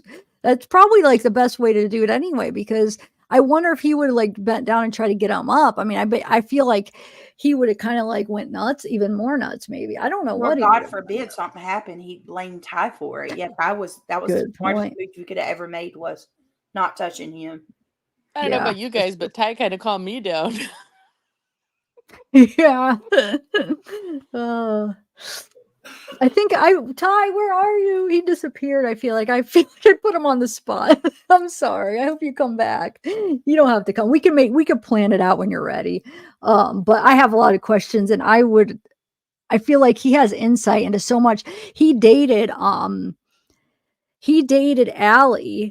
the ex, right after they got a divorce. Like they got a divorce. He was dating JP's ex-wife a Oh, little bit after. So it's like, man, I bet you have some stories. Like, what did she say? And so yeah, he said, he's not quite ready to come up, but hopefully we'll get to talk to him.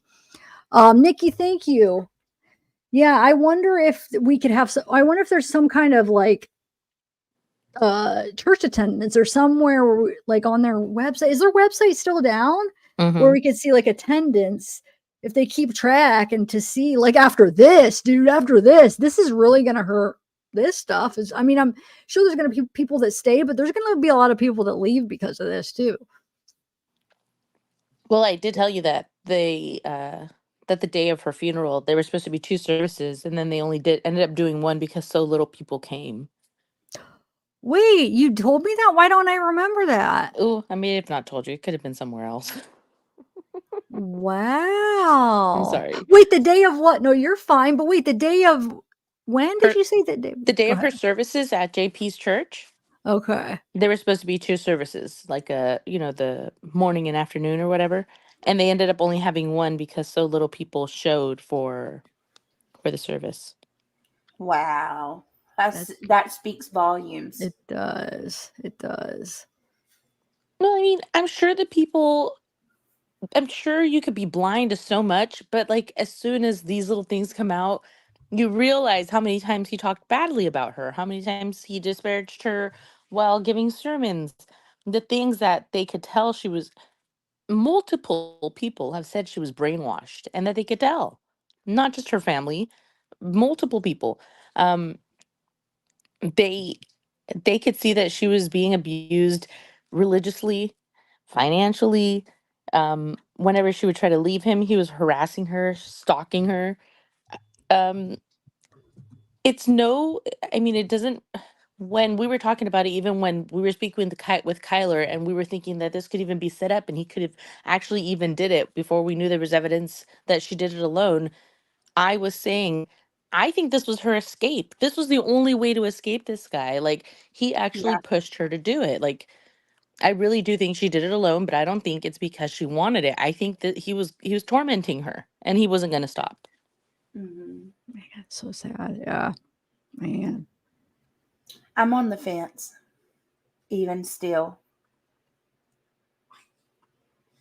Like on the fence with what? What happened? Okay. I was going to ask you earlier, what do you think happened? So I kind of am too. Like I'm leaning more towards, I think she is the one that physically, Yeah. pulled the trigger, but, he was behind it. I mean, it was because of him. And Yeah. And then you hear about the people in the canoe, and think about how corrupt this town or the county is. And then, okay, yeah, we saw her purchasing a weapon. But who's to say that that wasn't for her own protection? I mean, at the end of the day, we don't know. yeah, You don't know that's who's on true. the other side of that phone.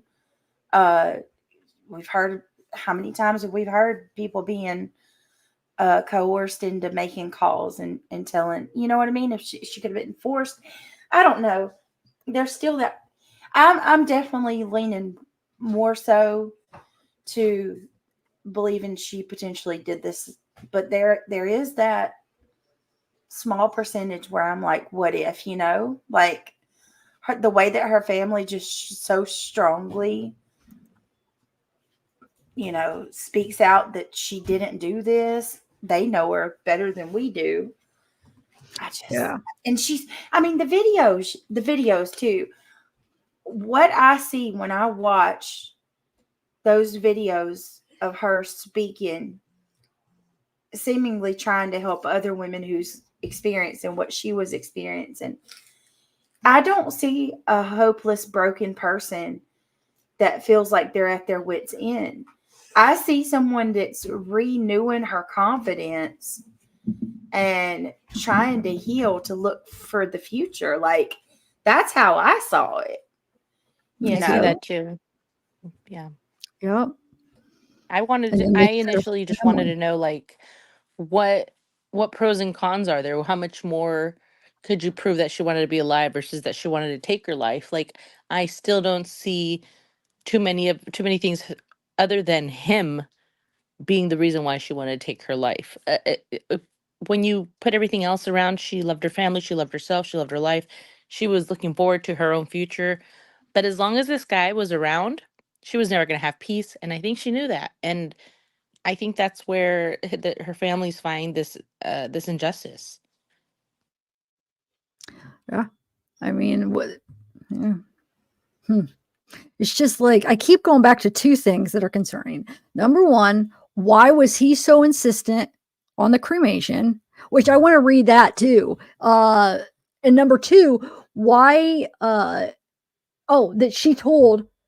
she said to her sister, right, that if I end up with a bullet in my head, it was not me, it was him. Those two things keep making me go back to maybe that she wasn't the one that pulled the trigger. Let me read this real quick, though. I don't know if you guys seen this.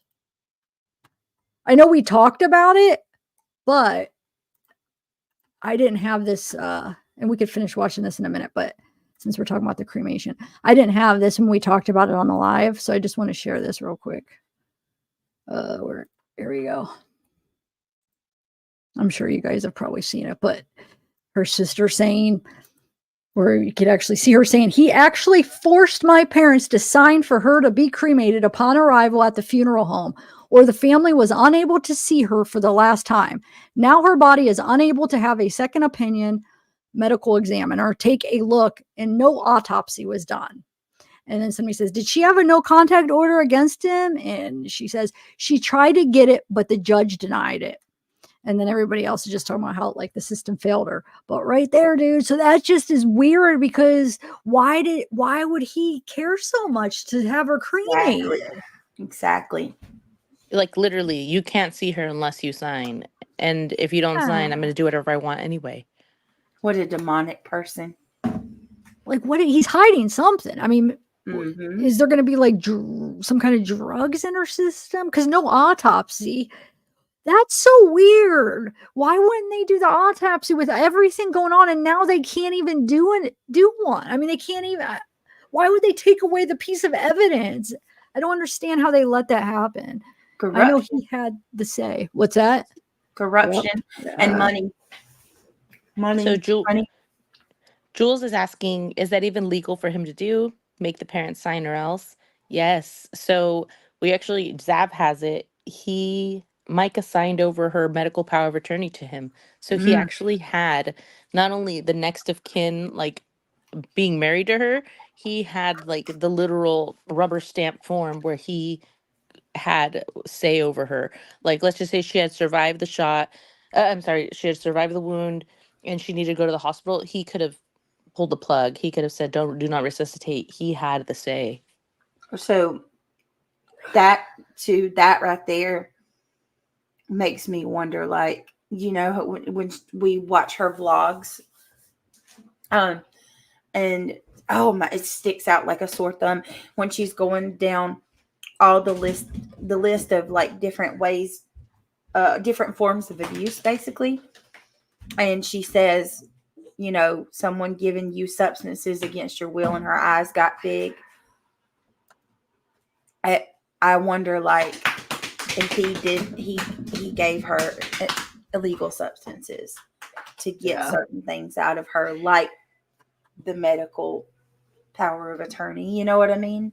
Oh, yeah. Good point. She could have been under the influence when she gave him that. Yeah. I think that's what the dad was referring to, right? When he says she had the major surgery. Yep. Because if you go back and watch that video where she's like listing off all the different ways someone can abuse you, when she gets to illegal substances, her eyes gets big and she stops for a minute, like she's not saying it, but she is. You know what I mean? Like, Yeah, that's true. But wait, I mean, what the surgery? Well, how is that in reference to signing? Are you saying that they said she signed it right after the surgery under the influence? Is that what you're saying? I may have misunderstood, but didn't her dad say something that he made her do something while she was under the influence, like after her surgery? What did he mean by that? I don't know. I'm trying to I think. remember what you're talking about, but yeah. Hold on. Let's see what he exactly said real quick. That's a great point. Hold on. Let me bring that up because now you 'Cause I got me hadn't wondering how he worded that. I hadn't seen that video before, so when I heard it right now, that was the first time. So I want to make sure that I didn't just mishear it. Let's see here. I think it was towards. Joined now exclusively by Micah's father. Investigation has been less than complete. I think it's to towards say the the end, least, isn't on it? Micah's death. What do you believe happened? Yeah. What is your? Let's see. She would do something amazing and he would shut it down and would not repeat function.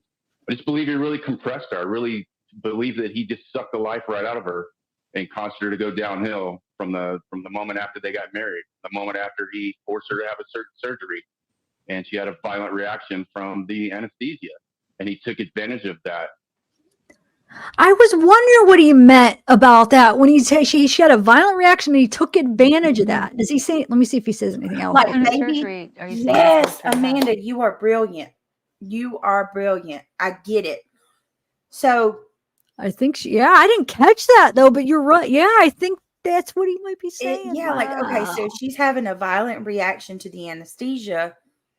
Something could happen while you're Yeah. recovering, and he had her sign a Mhm. medical power of attorney. I mean, like, does it say the date on that power of attorney? I know we only have one page. That is so brilliant, Amanda. I didn't even put that together. You're I right. didn't either. I didn't Because either. they would have to, they're going to want somebody there that's going to sign like a do not resuscitate if, God forbid, this goes south. She's already having an adverse reaction. Yeah. Oh my God. I did not. Yeah, even good think about good it. catch. And That I've would've listened been to that like 3 or perfect 4 time. times. You listened to it once and you caught that. Good job. Wow. So 2022, and that Yeah, it was says December 5th, 2022. Yeah. So what are you saying now? Well, I mean, when did they get married? In 20? Oh, so 2021, they said, but I don't know what. And then she had to have surgery that he wanted. That could be around that time, yeah. Could be. And then she had violent reactions and then he took advantage of that. Yeah, wow. You see that comment that Wyatt Rice stated? I actually live in North Carolina and I didn't know that. That's interesting. Oh, clearly self-delete not. This right here? Yeah, I'm gonna have to look that up because I didn't know that. Is that true? Let me see. Let me look that up. But here's the tricky part though, is determining if it is actually that. You know what I'm saying? Like what? Because I mean, I guess if they ruled it that way, but then it closes off any opening back up of it because they can't re-examine, if they do end up getting evidence that it might not be unaliving, then they can't go back and do an autopsy. So I don't know. It's just messed up. So the family really don't have any say. That's crazy. So if he has that and they're like, he could really deny them to see her. Yeah. That's just crazy. Could you imagine what they must be going through? Yeah. And then getting messages like what Zav read from him. They are so graceful. They're so graceful. Right. That's all I can say.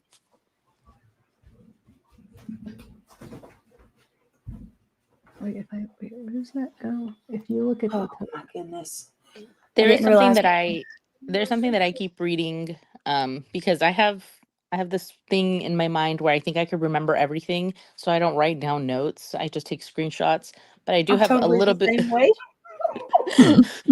I have a little bit of notes, and one of them is just Micah's own words in her videos when she's talking about being abused, and she says that she's been through sad, horrific things, that she's been through every type of abuse, that she's, let's see, she's gone through psychological abuse. She's been forced to take drugs. Now we don't know if these are illegal drugs or legal drugs. Either way, forcing somebody to take drugs when they don't want to. She says she was forced to take drugs. She was forced to drink. She was called a bad wife. She was called a bad mom. She was physically abused. She went through sexual abuse. Um, and then slavery and bondage, with what we know has come out in other documents. Like, this woman is 30 years Yeah. old, and she's been through Yeah. all of that. She was tormented, and I probably have said that way too many times, but I don't like rereading her words, but I remind myself by rereading what she said herself, that if she was saying these things, she was going through them, and she was like yelling it, like, I'm freaking Mhm. suffering here. No, she was. I agree. And it's just, man, it's like, I wish that somebody could. I mean, they did hear it. They were trying, and it's just lost the battle. So hopefully now they could make. I mean, you'll never be able to make up for it, but at least have some kind of justice. So I'm interested in what's going to come about with this whole the FBI stuff. That'll be interesting. I We mean, didn't he's read that probably other shaking.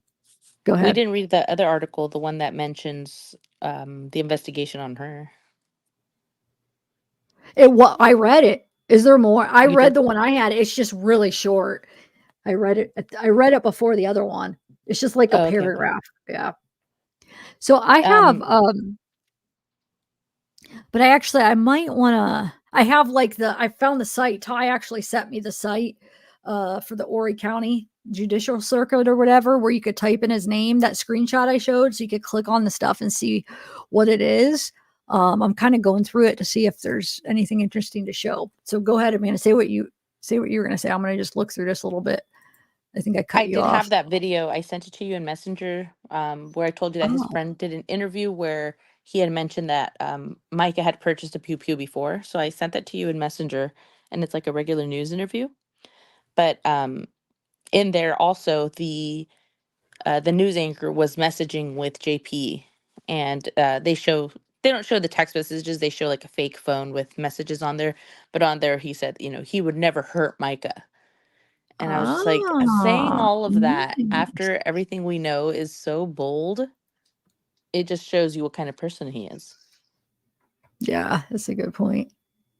Um, yeah, let's play this. And then I keep forgetting I have that other thing we should play that I sent you. We should listen to that together if you want. Okay. All right, let's play this first, though. Details surrounding the death of 30-year-old Micah Miller. The woman took her own life late last month, just 2 days after serving divorce papers to her husband, who is the former senior pastor at a church in Myrtle Beach, South Carolina. News Nation's Rich McHugh digging deeper into this story now. There is a newly uncovered police report from earlier this year. And Rich, that report contains previously unknown information about Micah's relationship with her husband. What are we learning? Hi, Natasha. Well, we're learning a lot. We just got even more police reports. I submitted a FOIA request from the Myrtle Beach Police Department, and now we have about 12 different police reports with all sorts of new information about Micah and their troubled past.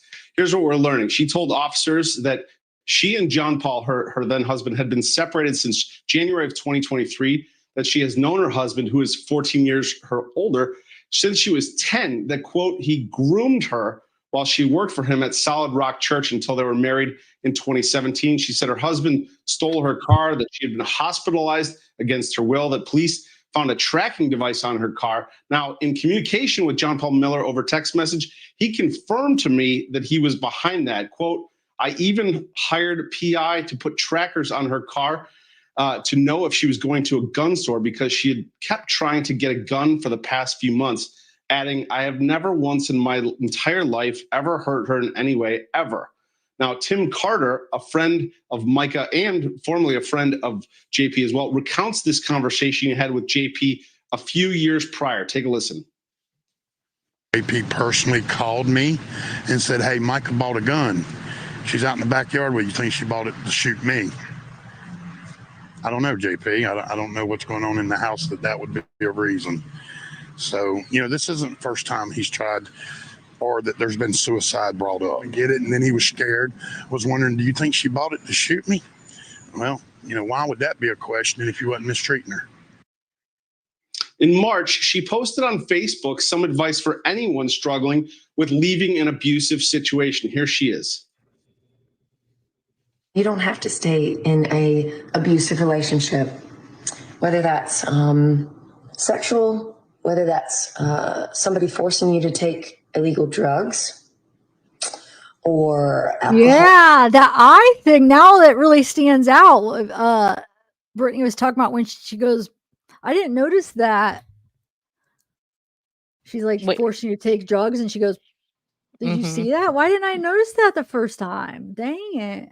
You guys are pointing out things, some interesting things. But I just want to say real quick, he said she bought a gun, so she had another gun? Well, if you remember, JP was saying that he was putting tracking devices in her car to make sure she didn't go buy one because apparently, I guess, she's had one before.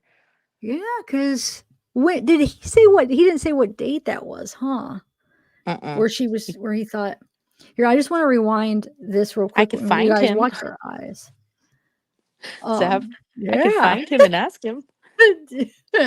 Maybe we could. Yeah, is he's just like a member of the church or a friend of JP, or who is he? Wonder if he'd be interesting to interview.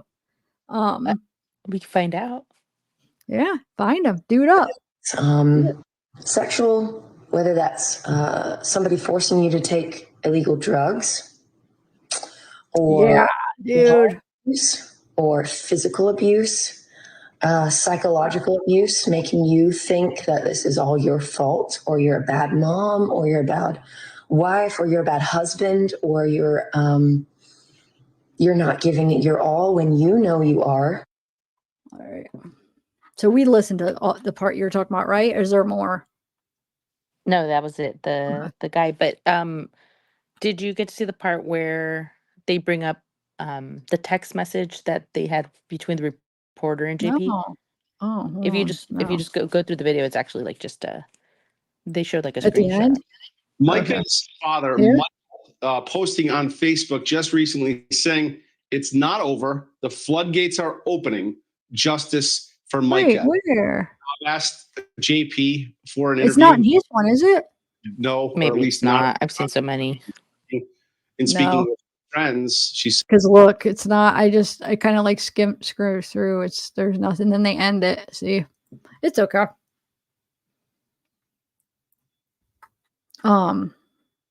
Yeah, dude, I didn't. There definitely is something to that where she says drugs and she's like opens her eyes real wide. It's not. That's not subtle at all. I mean, wow. I can't believe I didn't.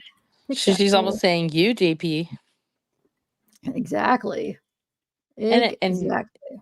And then I brought up that one post, the Google review that was a month before Micah passed,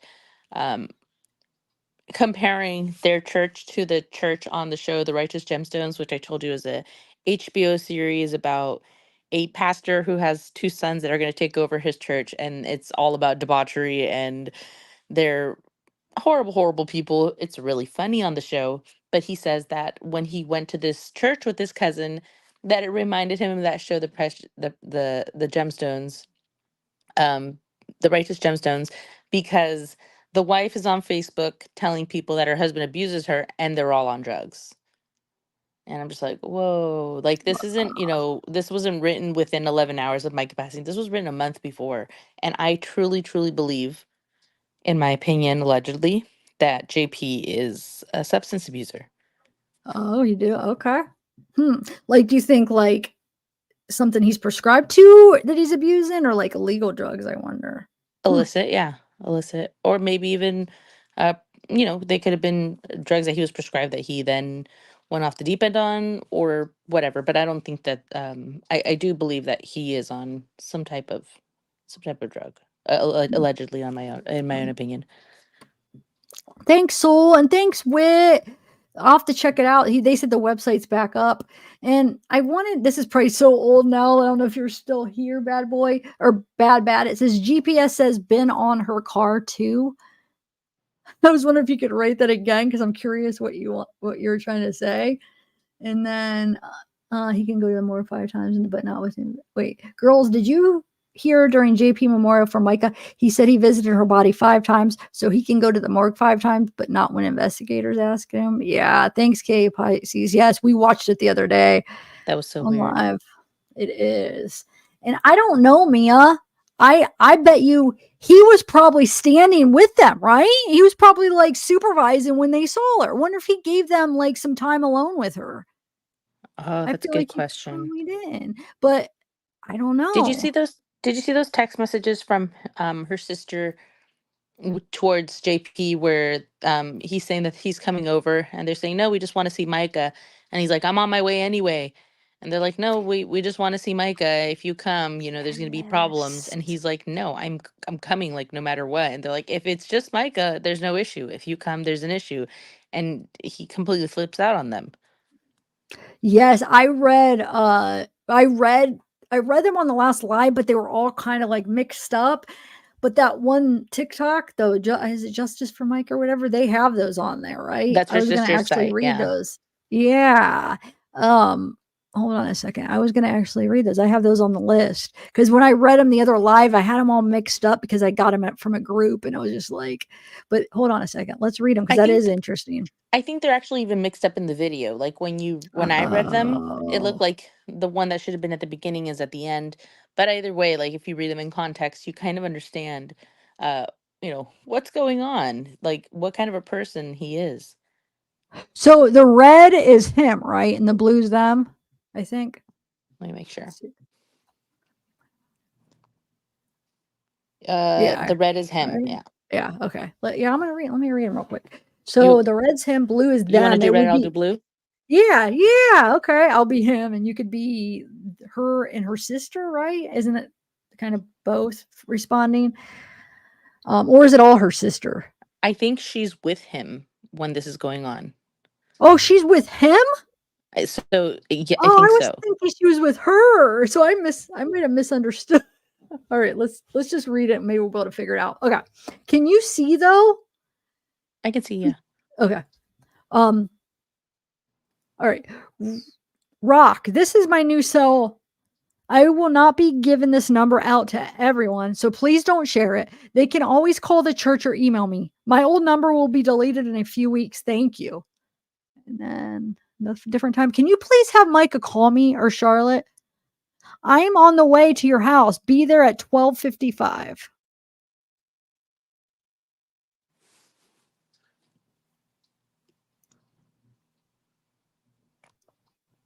You there, Amanda? Yeah. Did it move already? No, right here. You're blue, right? Yeah, my screen wasn't showing it. I was a few seconds behind. Sorry. Okay. It says, we don't want any drama here. That was the pretense of Micah coming for a visit. That is just Micah alone. 3 hours away. Matthew will not let you inside. We aren't doing none of that tonight. Oh, wait, where did you go? Oh, that's fine. You can call the cops. Our dog can barely handle visitors as it is, let alone anything drama. I'm armed. I'm ready. That's concerning right there. So he's saying, I'm armed. I'm ready. Oh, but he's trying to say it's for the dogs or something. I don't know. Well, yeah, I mean, is that a threat? Yeah, What's it that? is. It is a threat.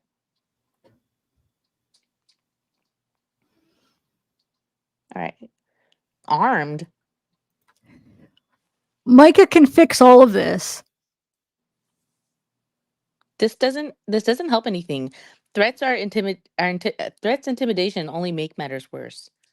I don't care. Driving, can't text, thanks.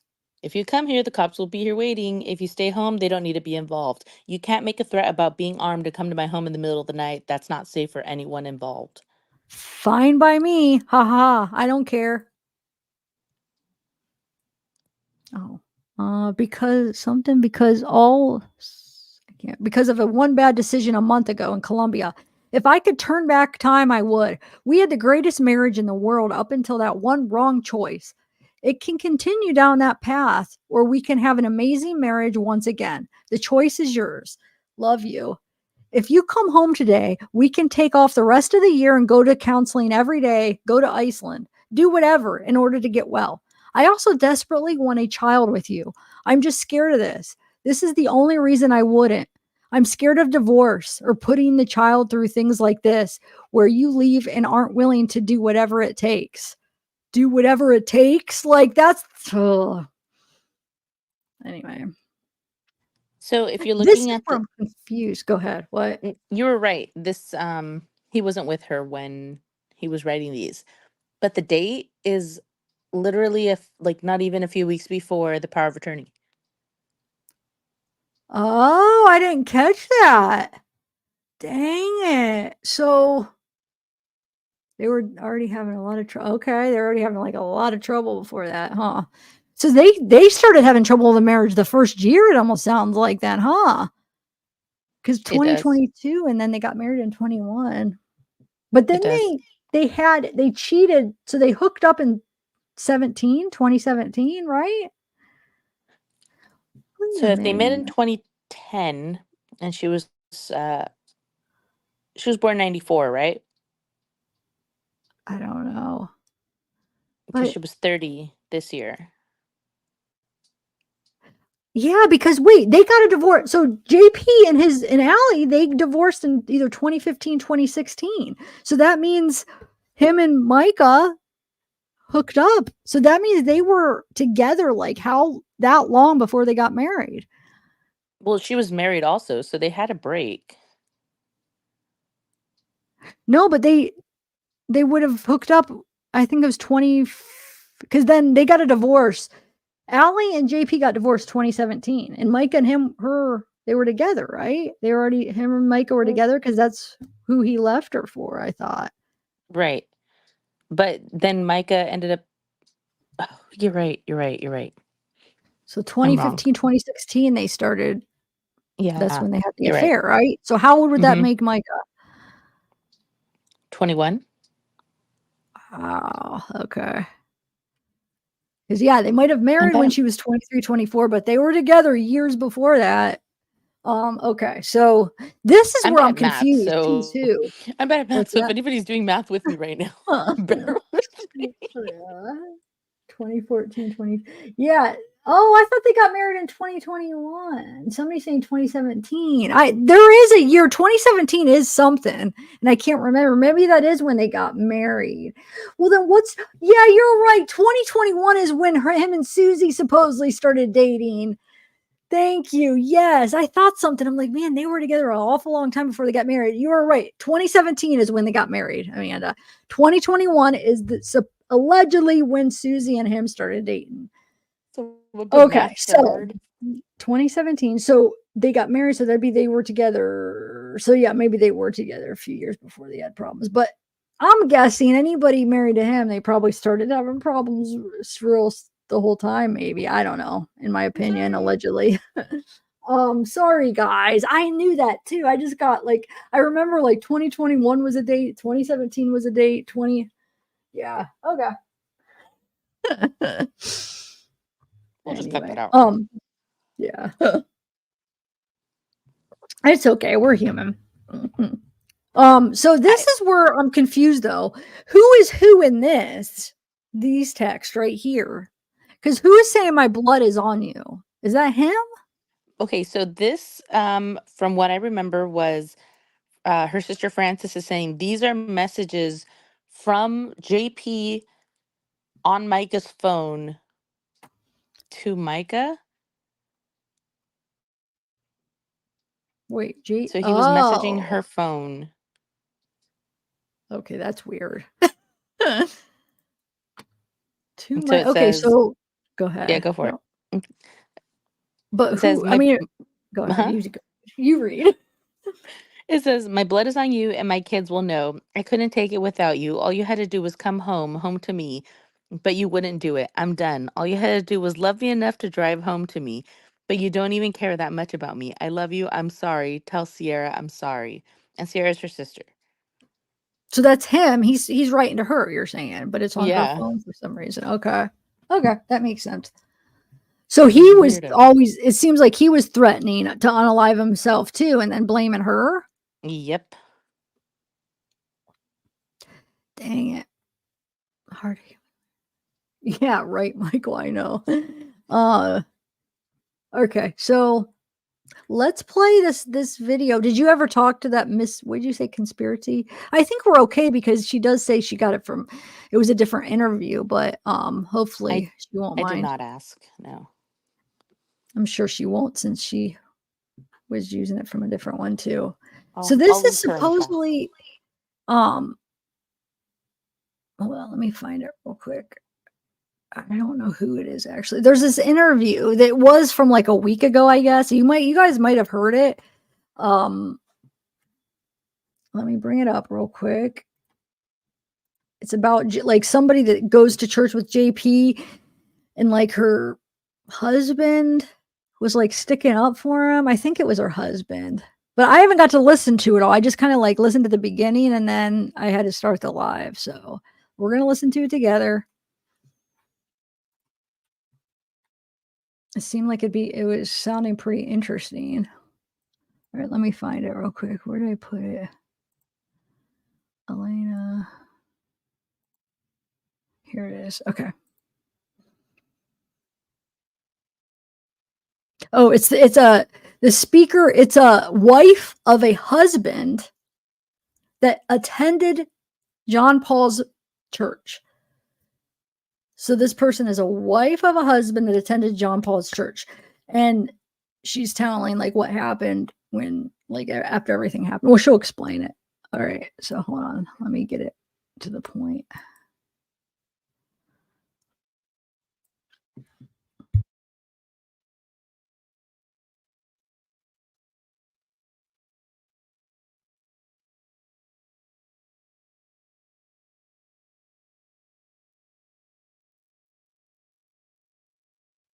But it was I guess I think she went on some guy named Justin, and then she did Justin a on couple TikTok. Yeah. He's really big. Yeah. I saw Yeah, him. I'm pretty sure. I tried to jump on his live the other day and he didn't accept me. And I was like, huh, that's really weird. And then I looked at his following and he has like over 1 million followers. Like, no wonder. 1 million. Oh, so, but wait, so could he have not have seen you? Is that what you mean? Or No, too many people? he saw me, but I'm sure he had like a queue of people. I just had no idea who he was. No, I didn't know he was that big. Wow. All right, let me find the spot. Krista. Yeah. Who threatened you? To clarify, who threatened From the church or God or anything. And well, one of them, I don't know if this one was from tell me if this sounds like Justin, because there's two of them, and one is with Justin, and then I don't know if you'll recognize the voice, but like me, a subservient wife, and that my everything I said was evil, and is really similar to Micah's. And I'm just gonna play the whole thing. So this is conspiracy because I can't find where it starts. All right, here we go. The audio that you are about to hear is of a woman who is married to a man that attends J.P. Miller's church at Solid Rock at Market Common. She gave more insight into what it was like to be married to someone involved with this church, and her story is eerily similar to Micah's, and she also gives some details and insight into Micah's situation with her husband, John Paul Miller. Her story is quite shocking, and everyone was very concerned for her safety after she was releasing this information. However, she was pretty confident in doing so, but I am going to be blocking out what her username and her real name was. We are going to reference to her as Kay. She also did an interview with Justin on TikTok on his YouTube channel. My husband, he is a member of the church. So yeah, basically my husband, he worked the funeral today, and he called and told me some updates, and then, I posted the video, and he just now, I have it recorded, threatened me to take the video down about the church still supporting JP. So He threatened you? Yeah, just like threatened to divorce again. That's like, trying to say that he didn't say that and that he doesn't support JP and everything, but I have it completely recorded that he does. Like, it's and it just keeps flip-flopping, but the entire church today shut down. All the ministers, 2 weeks ago, his name was Pastor Matt, and his wife, Pastor Melissa, they actually baptized my husband. They resigned 2 weeks ago when that other minister in Pakistan died. And then Bernie, the nighttime minister, he resigned today after the sermon, who is actually the one who was really big about telling my husband to make me a subservient wife, and that my everything I said was evil, and that everything I told him about God was evil. And he was actually the one who tried to get me exorcised because I wasn't being obedient enough. And he resigned today. And actually, if you look him up, he's on the sex offender list. And I've kept that one to myself because I wasn't wanting to hurt my husband's feelings. I really didn't want to take him away from the church or God or anything. And they have a nighttime minister that they just ordained, because I'm pretty sure they. Wait, who was on the SO list? I believe the pastor, the kids pastor at Solid Rock, I believe. That's right. Remember, it was that one guy that we looked up. Is he like an older guy? Because it didn't say his charge, but it said something like it didn't say specifically. I wonder if not, then that means there's another pastor that has a record too, but it might be him. He's in a picture with him. Have you seen the person they're talking about or no? I believe so. Is there like a picture with him like outside and he has his arm around him, I think? Or I don't know. It's not a big deal. I'm just curious if it's the same one that I showed last week. Nope. Bernard is the S offender. Yeah. Isn't that hold on. I gotta know. Hold on. Just give me 1 minute. Well, I'll play and then I'm gonna find it. They ordained the nighttime minister, and he's on the sex offender list. And I found that out just because looking in my area just to be safe. And he was the one who was over teaching men to make their wives subservient, and was trying to get me exorcised because I wouldn't. Krista. Yeah. Who threatened you? To clarify, who threatened you? It's been like a lot of people. So my husband threatens me with divorce, and then I get threatened with being put out of my home. I get threatened with being put in a mental institution, just like Micah. So when Micah got put in a mental institution the last time, my husband came home from church, and I had to run away because him and his mother were going to put me in a mental institution forcefully. And then all of my doctors had to tell every mental institution in our area not to accept me because they were trying to do that. Do you need a safe place to go right now? Do you need help right now? So my family, they bought me an apartment to come stay at, and I'm here today.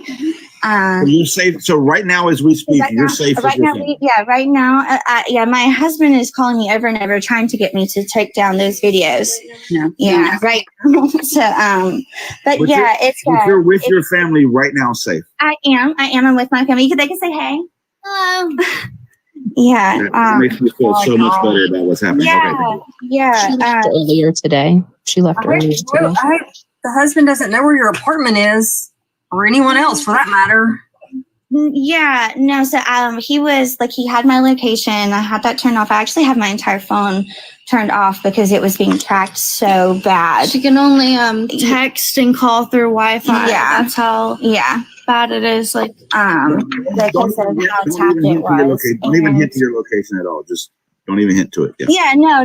I mean, like, that's kind of obvious. But regardless, so no, like, even being threatened to, with my job, like, they were calling and telling my job, because I wouldn't go to the church, that I was having an affair with the owner of my hospital, like the guy who I'm employed by. And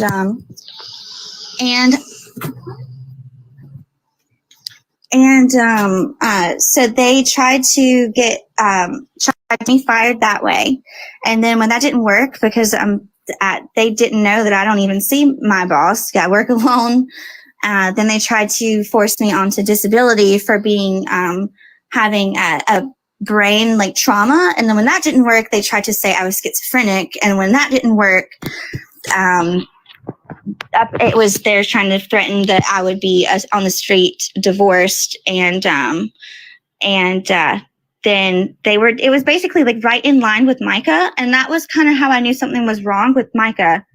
Like, I was like, they're doing like, they would say that Micah was in a mental institution, and then my husband would come home and tell me I needed to go because Micah was there. It was really weird. before any of this. Yeah. That's messed up. That is weird. I hope she gets out. Like, I hope she's able to get out safe, because this is her current husband, right? And she's This is her current situation. I did see a couple clips of this that was on Justin's, where she had her full name and Kyler was on there. Because now that I'm listening, I'm like, this is that same girl. And they were like telling her, you need, like, what? Can you, like, go under a different name? Like, you have your full name. You should, can you come back and, like, just put on some, like, generic name or something? Because everybody was worried about her. Man. Yeah. Dang it. Was that the one you were watching? The one with Kyler? No, I didn't see that one. Okay.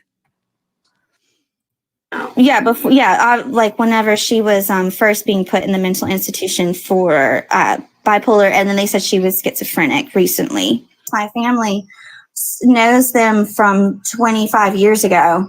Unfortunately, it's been 25 years worth of information that I'm trying my best to eloquently summarize on the spot. So I do apologize if it comes across a little bit frantic. No. You're fine. Like, if I was in your shoes, you're brave for what you're doing, and again, that's why we're all concerned about your safety. Number one. I have been told for a year and a half that I was making everything up for attention, and then all of a sudden, in one day, it comes out that everything I said was right. Is really overwhelming. What can you tell us about JP and his behaviors towards Micah over the last few years? So I that's Kyler's voice. I recognize it. I know, me too. This might, I get, maybe this is the same one. Does that sound like Justin, the guy talking? Because I'm wondering if it's the same one I watched. It is. Oh, so this is that one. Okay. Okay, this is going to go a little far back. My sister is, this is when I say 25 years. My sister was friends with JP's first wife. And widely enough, I didn't even know this. My sister's furniture is actually from JP's first wife, and his divorce to be with Micah. And so Micah was, unfortunately, and she was young. I mean, rest her, God keep her soul at peace. But she was the babysitter, and then a lot of things started coming out that he was buying her cars, and it started looking really suspicious. And then him and his wife got divorced, my sister's friend, and then relationship was kept pretty secret until she was old enough. But then JP lost his right to minister for 3 years because of the affair. What would that be? When Micah's my age, so whenever she was 18 is when they got married, or back, like, actually officially together, but she was 16, so 15 years ago. I actually my previous job I worked in the surgical center, and that's how I found out was actually people who went to school with JP. I didn't even know they went to school together. And then and I just started getting really concerned, saying, "Hey, do you know anything about this church? I feel unsafe there." And they were like, "Yeah, you should." But so I didn't know about Micah, but then I noticed that she was always really sad looking and always just really dressed down and pushing herself low. So I asked someone what was going on, and they told me that in the church that JP believed that women shouldn't be dressed up and look more prominent than the man. So he would make her dress uglier or dowdier than him because that was in their doctrine. It was really weird. And then he would talk about her horribly every sermon I went to, every sermon. And I would my husband and I actually got kicked out of my house because I told Nick that it was wrong for JP to tell the church that she was schizophrenic and not to answer her phone calls. He told people not to answer her phone calls if she called them. And this was a couple weeks ago because, she was trying to reach out for help. And he told everybody on that stage not to listen to her because it was bad for her mental health. So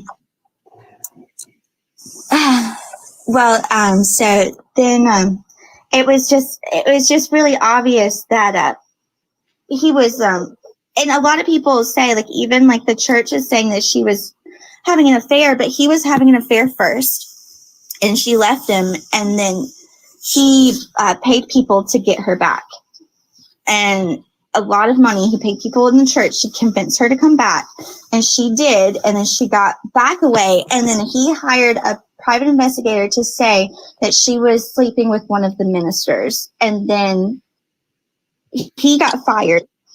And Dude, what the heck? There's a lot. This Wait. being exposed. Can you repeat that real quick? Want me to rewind it?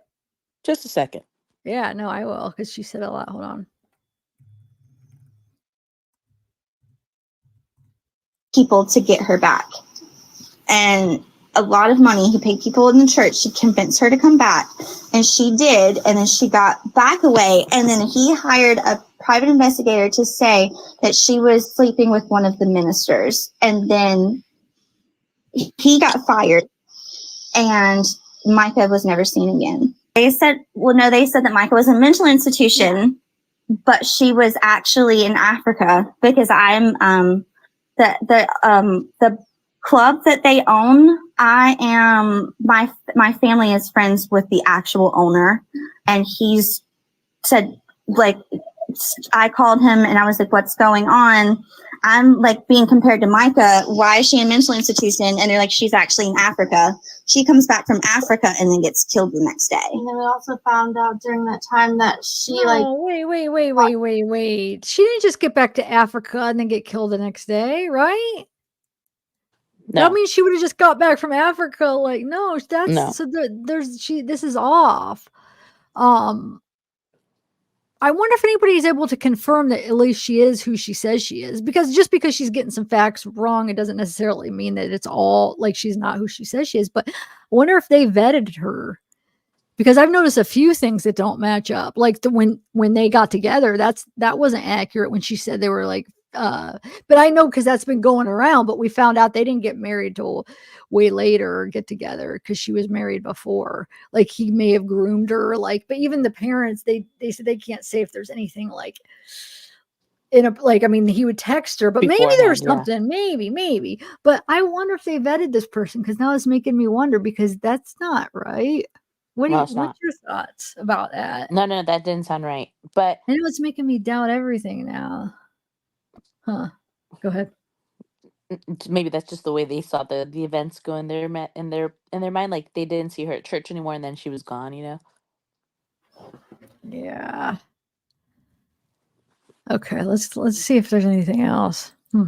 Yeah, she bought 2 cars. Luckily, she was in a mental institution, Yeah. but she also bought 2 cars. And we called the dealership, Yeah. and they said that she had came in and bought 2 cars. It was the dealership she used to work at. Yeah. It's extreme. They were completely just trying to cover everything up. Say she was in a mental institution when she was trying to run away. I haven't seen the pictures. He just said that he had pictures of her on the beach with their 20-year-old minister that they had just ordained. Wait, April, is that her? Is that you? Is that I'm confused? It says I can call tomorrow. He is here now. Is that to us? I'm really confused. They probably just accidentally sent a message instead of a text. No, but what if I don't remember what the girl's name was? I'd have to look. Yeah, maybe. But that kind of would go along because her husband is here, so she can't talk right now. Does anybody know? Is that her? I don't know. Maybe Whoever it's this not. is in green, so they're one of your they say they're North Carolina. Oh, she could have gotten gifted though. But yeah, maybe not. Maybe it's I know maybe it she's talking wasn't about actually. personal problems. But I did want to mention right Oh, now when they were saying something about her with the 20-year-old pastor, I did hear at one point that he was accusing Micah of being with underage people in the church. Kind of like flipping the script on her. yeah. Oh my God, dude. And then So somebody else he's said in doing the that mess with everything, accusing her of being schizophrenic and crazy, accusing her of what was the one thing that earlier? Go ahead if you got a thought. I gotta classic think of it. deflection, you know? Yeah. And There's then something that somebody you guys else talking. mentioned that if she had been with another pastor, it possibly could have been, from what we understand, it possibly could have been through his influence. He may have made her do it, like we hear that he did before. Oh, man. This poor girl. I mean, we probably don't even know like a half or a fourth of what she went through, or like a fraction, I would say. I mean, she's probably been through so much. I mean, I feel like it's slowly going to come out, and it's just like it slowly is, but I feel like there's even more that we're not even like we haven't even heard yet as far as like stuff that he would. Like scratching the surface type thing. Yeah, because I mean, think about that Daily Mail dude. They had a couple of, or no, Fitz News was one, and then Daily Mail, them two. Those last 2 articles I read, the last couple of lives, like first of all, with her, making her take testosterone, something about homeless men, underage people, homeless people, like making Yeah. her watch, or he does something with them, and then the ex Allie talking about the underage stuff that he would get with allegedly. I mean, these are just what's being No, she said. she said that. No, she did say that. And despite all of her emotions and everything she must be going through, I think one thing that she said is very telling, that she got out just in time. That, it could have been me kind of thing. Like, he would have been doing this stuff to me. Or, he would have done more. It would have been me doing what Micah did. Yeah, it would have. Oh, are you okay, April? Sorry, I was thinking you were this girl, but you're saying I hope you're okay. Dang it. Yes, call the hotline if. Oh, okay. No, So let's and just, and one other thing, I don't know if you've touched. I know you've probably touched on it. I haven't watched your live in entirety about the revenge corn. the revenge. The wait, I'm not. Why am I not He following posted you? photos of her. Oh, on Facebook and stuff where he posted. Yeah, He is that posted what you? topless photos of her, Yeah, and then he said he removed them immediately within the hour. But yeah. um, That's just messed up, that's dude. humiliating, It is. It especially if is. she knows there's more. That he like to him. I feel like that was just like, here's just a little bit. I have more. That was another form of blackmail. Yeah, and then yeah, I mean, I'm thinking like I don't know.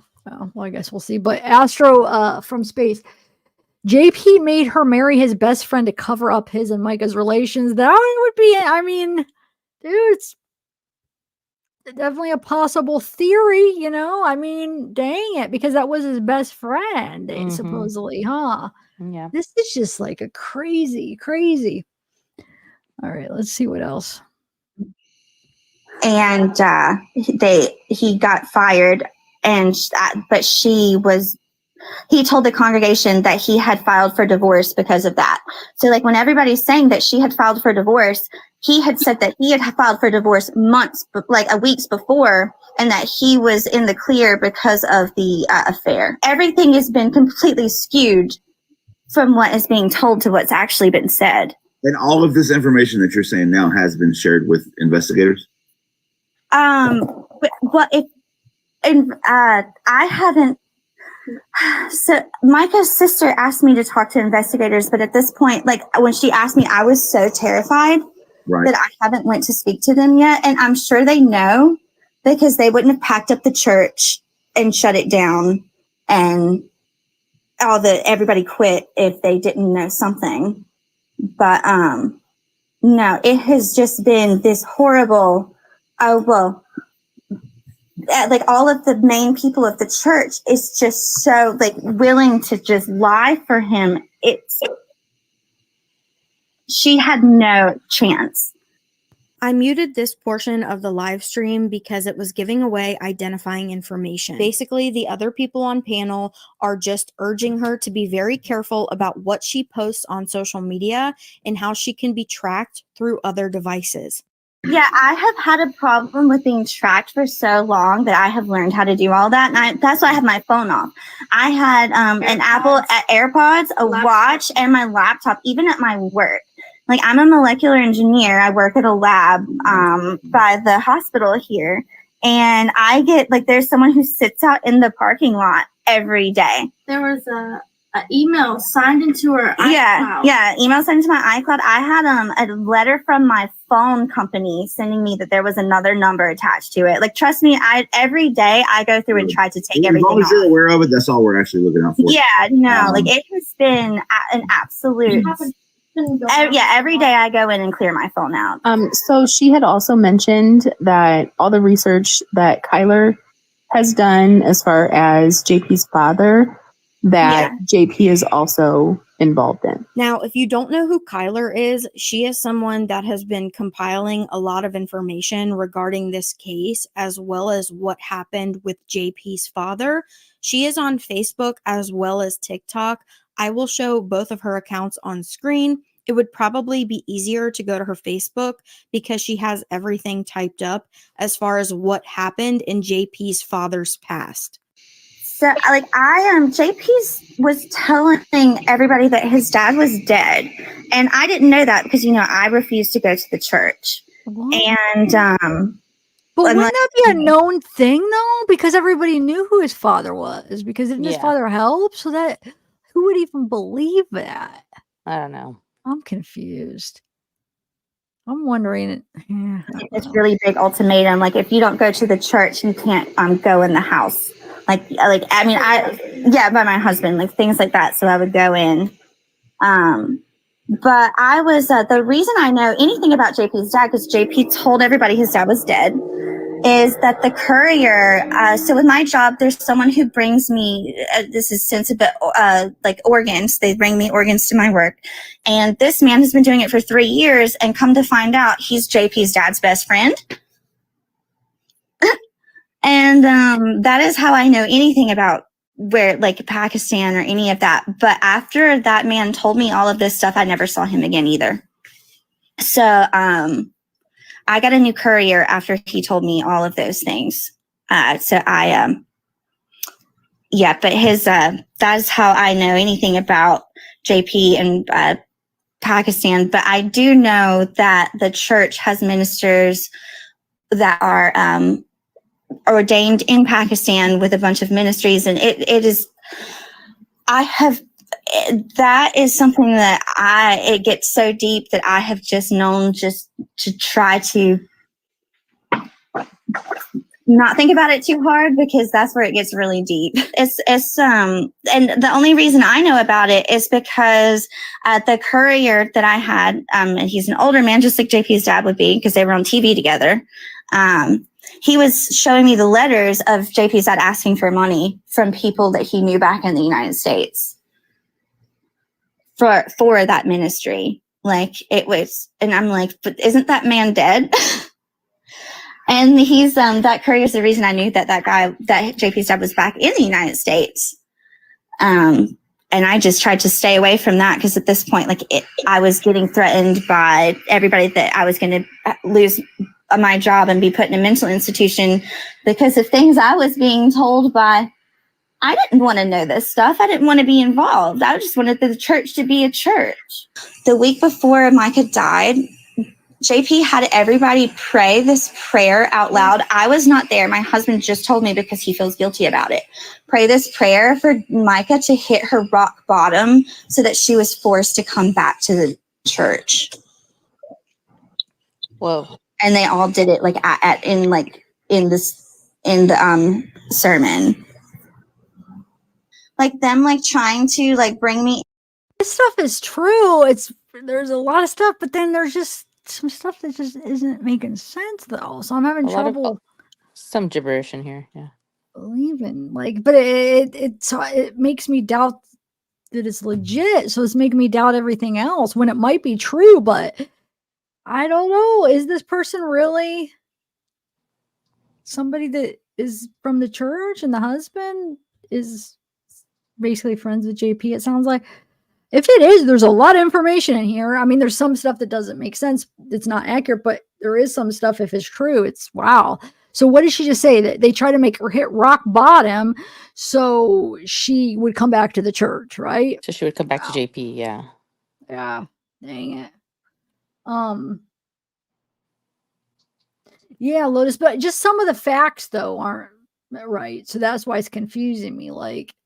But maybe, if the guy you said he has a million, he probably vetted it, I would hope. So that's why I'm like, we try and sometimes you can only do so much, but it probably is because she had her real name, so it's and she was when they said, oh, you just use something else, she was okay with that. So I guess you know what I'm saying, she was making it up. So yeah, maybe she is. Maybe she just got some of the facts wrong. As far as when she went to Africa and stuff, and then the dates. Yeah, maybe she just got the dates kind of mixed up. So, dude, this is there's a lot of wow. You're we're almost done. Got a couple minutes or a minute. And to pray prayers over me. And I've previously had an incident on an airplane at which I had surgery 4 years ago, but my husband was telling everybody that I was still having those issues, and my husband told me that that church could heal me more than any surgeon or doctor I ever had could, and that I needed to go in and get prayed over, and I refused to be touched by them. And 3 times they tried to make a meeting where I was going to get touched and prayed over, and I refused to go. They would call in the morning and beg him to come. They would send me messages. Calling him at night. Yeah, at 12 o'clock at night, saying that I was the light of the world, and worried about me, wanting me to be there. And I'm like, why? So that's another reason I didn't go.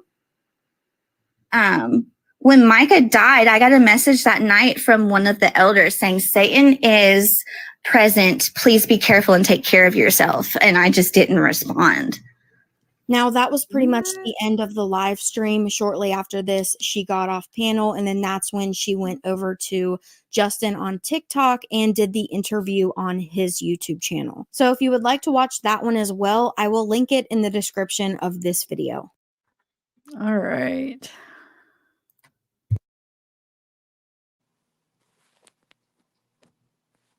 Yeah, I believed a good portion. I want to say 75% of that. Some of the stuff, it sounded like she just said it off the cuff, but I do believe a lot of what they were saying about how they treat the women in the church. I actually do believe that part.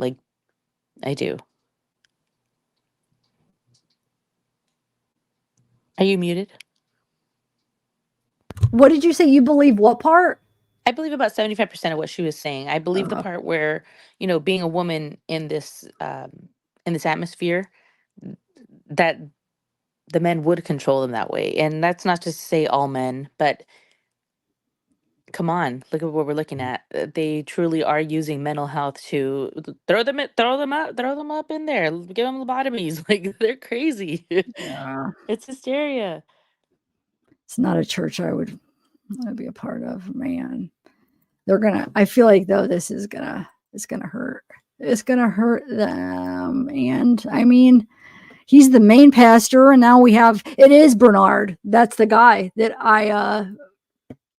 that was in the picture. You said his name was Bernard. That is the guy that I was talking about the other live. I looked it up. So yeah. And he's the one teaching the children? Am I understanding that right? No, that was the other guy, yeah.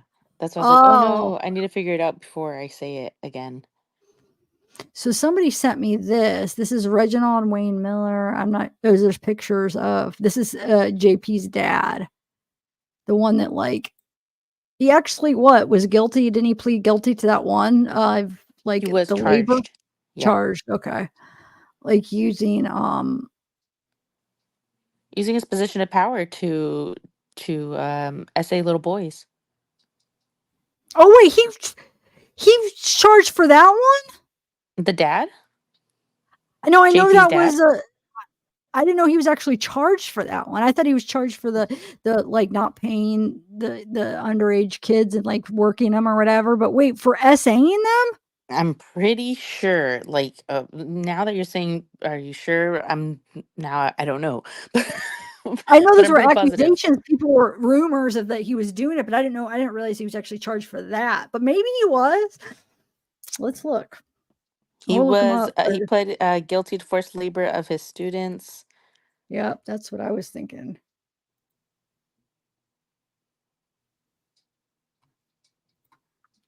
What are people saying?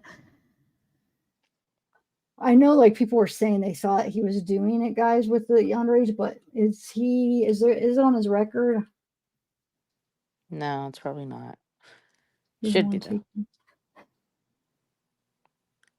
I still have to go through this right here with all of JP's charges. But there's so many. I was going to try to click on them and see if there's any interesting ones. We got a lot of motor vehicle. Just give me 1 minute. Let me see So if before I get in trouble with anybody, I probably misspoke, and I don't know if he was charged with that, and I am embarrassed that I would just blurt it out that way.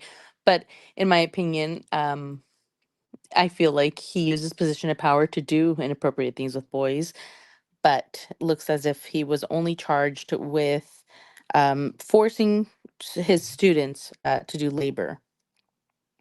Okay. But there are plenty of reports that he was also misusing his power for other things. Yep.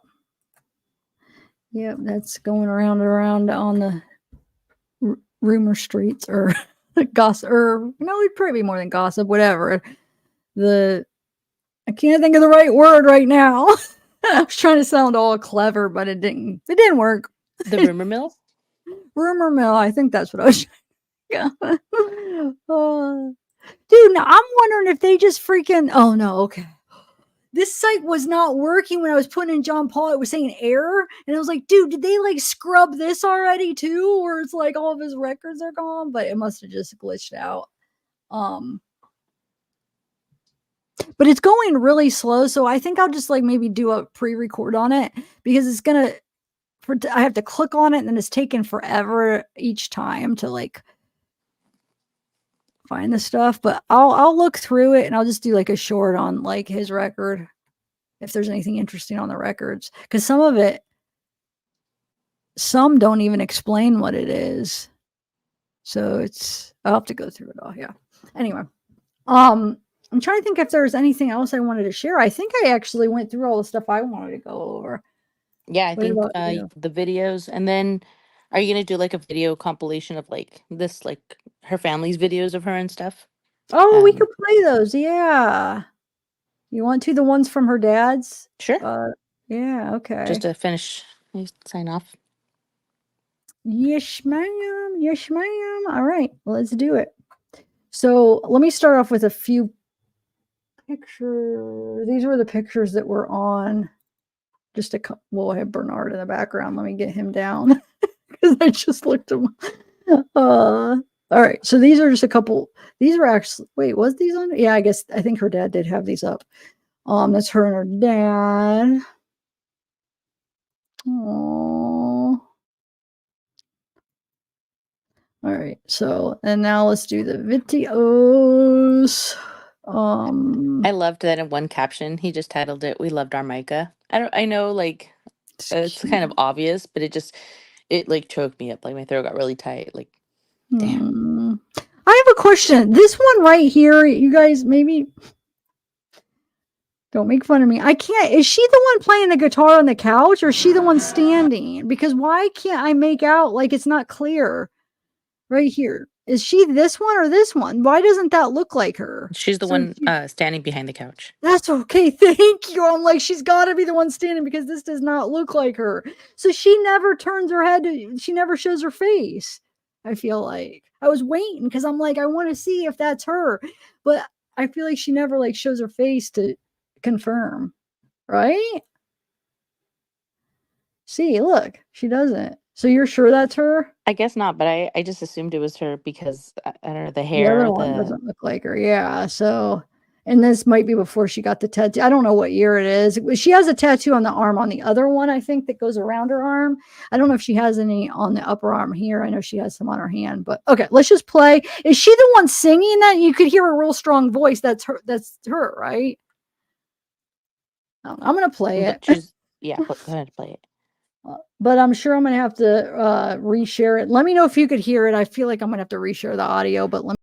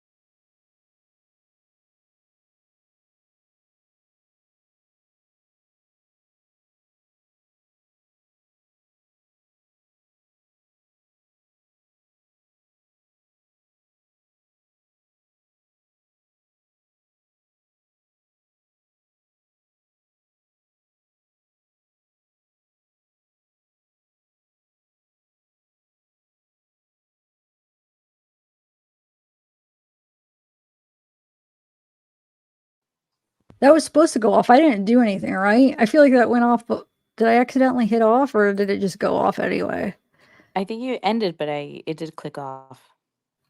Yeah. No, I guess it's only a minute 15. But the reason, so this has to be her because look, this is how he hold on, how he posted it. So, because the one on the couch does not look like her, so it has to be the one standing, right? You guys don't think the one on the couch does, right? It was definitely her.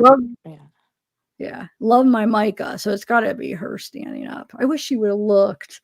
Okay, so let's play the other one that he had. I could just play it from here. Is it? I think it's actually far down, isn't it? I'll just play it from. I have it or downloaded. 1 second. All right, here we go. Worship at our church, but I want you to interpret the words really quick. So it just says, "You are awesome in this place, mighty God. You are awesome in this place, Abba Father. You are worthy of all praise. To you our hands we raise. You are awesome in this place. Mighty God. You are awesome in this place, mighty God. You are awesome in this place, our Father. You are worthy of all praise. To you our hands we raise. You are awesome in this place, mighty God. Sing it again. You are awesome in this place, mighty God. You are awesome in this place, our Father. You are worthy of all praise. To you our hands we raise. You are awesome in this place, mighty God. One more time. You are awesome in this place, mighty God. You are awesome in this place, our Father. You are worthy of all praise. And to you our hands we raise. You are awesome in this place, mighty God. You are awesome in this place, mighty God. You are awesome in this place, mighty God. Somebody give a hand clap of praise.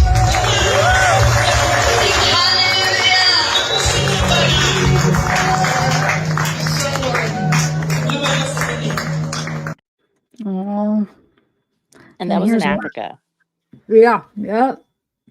That's man. So wait, how many trips did she make it? Did she go to Africa? Was it multiple or just a I honestly couple? do not know, but I do remember reading in her obit that someone said, that she told them that she was going to return, and they're like, "And now you're not coming back." So maybe more than once, for sure. It sounded like they went on several trips. I mean, you read that Yeah, I'm that wondering. one I feel like text. there's probably at least a couple, but I wonder if it was like a lot, like that they Yeah. went real often. As I'm curious, because remember how somebody said who was saying they were telling the story? Oh, it was the guy, the pastor, or what would you call him, reverend or whatever, at the memorial. He was telling the story how like it took her she did it so quick where she had I don't even know how to word it because I'm not talking really good today. It's one of those days where I can't get my words out. But did you watch that when I played it, or did you notice Solid Rock took it down? No. It's not up anymore. The memorial that JP had that they had at Solid Rock for her, it was up. Was it yesterday or the day before? I did a live, played it. Fit News still has it up, but Solid Rock took it down. It's not up on their site. They had it up. But the Reverend, I think that he goes by Randy is his name, I think. But he talked about how she started the ministry or whatever. She did the mission and she did it so quick. Like she had how did he word it? He said basically like they thought it would be a few people, but there's like I forget the amount that they said that she was able to like form this together. church like really quick, and she did it like so good and quick. I'm not doing the story justice, but No, I know it what you're was a trying to good say. story. There was like a reference, like I don't want to say she owned Africa, but like she owned the movement, like that she went over there and she did the damn thing, and I Yeah. believe it. Like I said, there was people in her obituary from Kenya, like telling her like you're not going to come back, Micah. Like what's going on? Clearly, she was somebody different than what JP was trying to put out, and she was trying to put that out as well. And I think he dimmed her light. He really, really, really dimmed her light. Yep. He did. Dang it.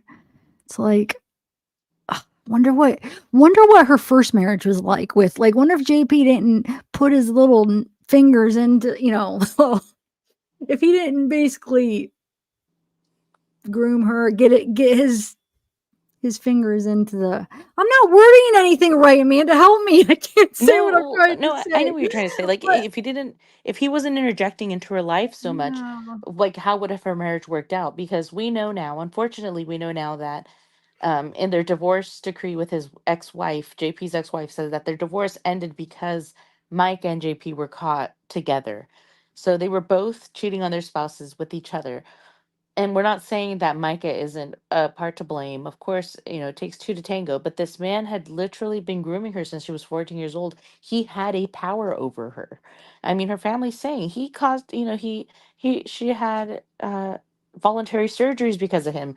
She did this because of him. She did that because of him. He could force her to do these things, and she said it herself. So I know what you're saying. Like, if he wasn't putting his grubby little fingers all everywhere, maybe she could have had a good first marriage. But if you think about it, it may have been doomed to begin with if he set her up just to keep her pacified until he was able to get rid of his family to get to her. That's true. Dang it. If he just would never. Wonder how did they find that church? I would like to hear, like, the family went to that church, right? Because she was young when she started. So I wonder how that they found their way to that church. And when did they leave the church? Now I'm like That's a having good all these question. questions. Like, That's a good question. I need to write that down. Yeah. Yeah, write that down for me. In case if we ever get a chance to, like, interview, even Ty might know that, Well, or I can ask Kyler to ask her sister. oh yeah. And when did Solid Rock start? I do know JP that Solid started Rock it, right? started with he and his ex-wife. So sometime in their marriage, they started Solid Rock. I can't say which date, but they did start it together. So Oh wait, Scoop said wait, about what, Scoop? Hold on, let me check her email real quick and see. Oh, you said the same thing. Okay, I see. Okay, so I only have one more video. I didn't get the video of her as a baby with the brother. I never got to okay. download that. But I do have this one with her dad. It's where she's in the background. It's cute. He looks so proud, like so proud dad. Doesn't he? I feel like he looks so proud in there, and it's Someone cute. said earlier that he reminded them of Joe Petito, and I couldn't agree more. That's who he reminds me of. Yeah, I'm so proud of his Aw. baby.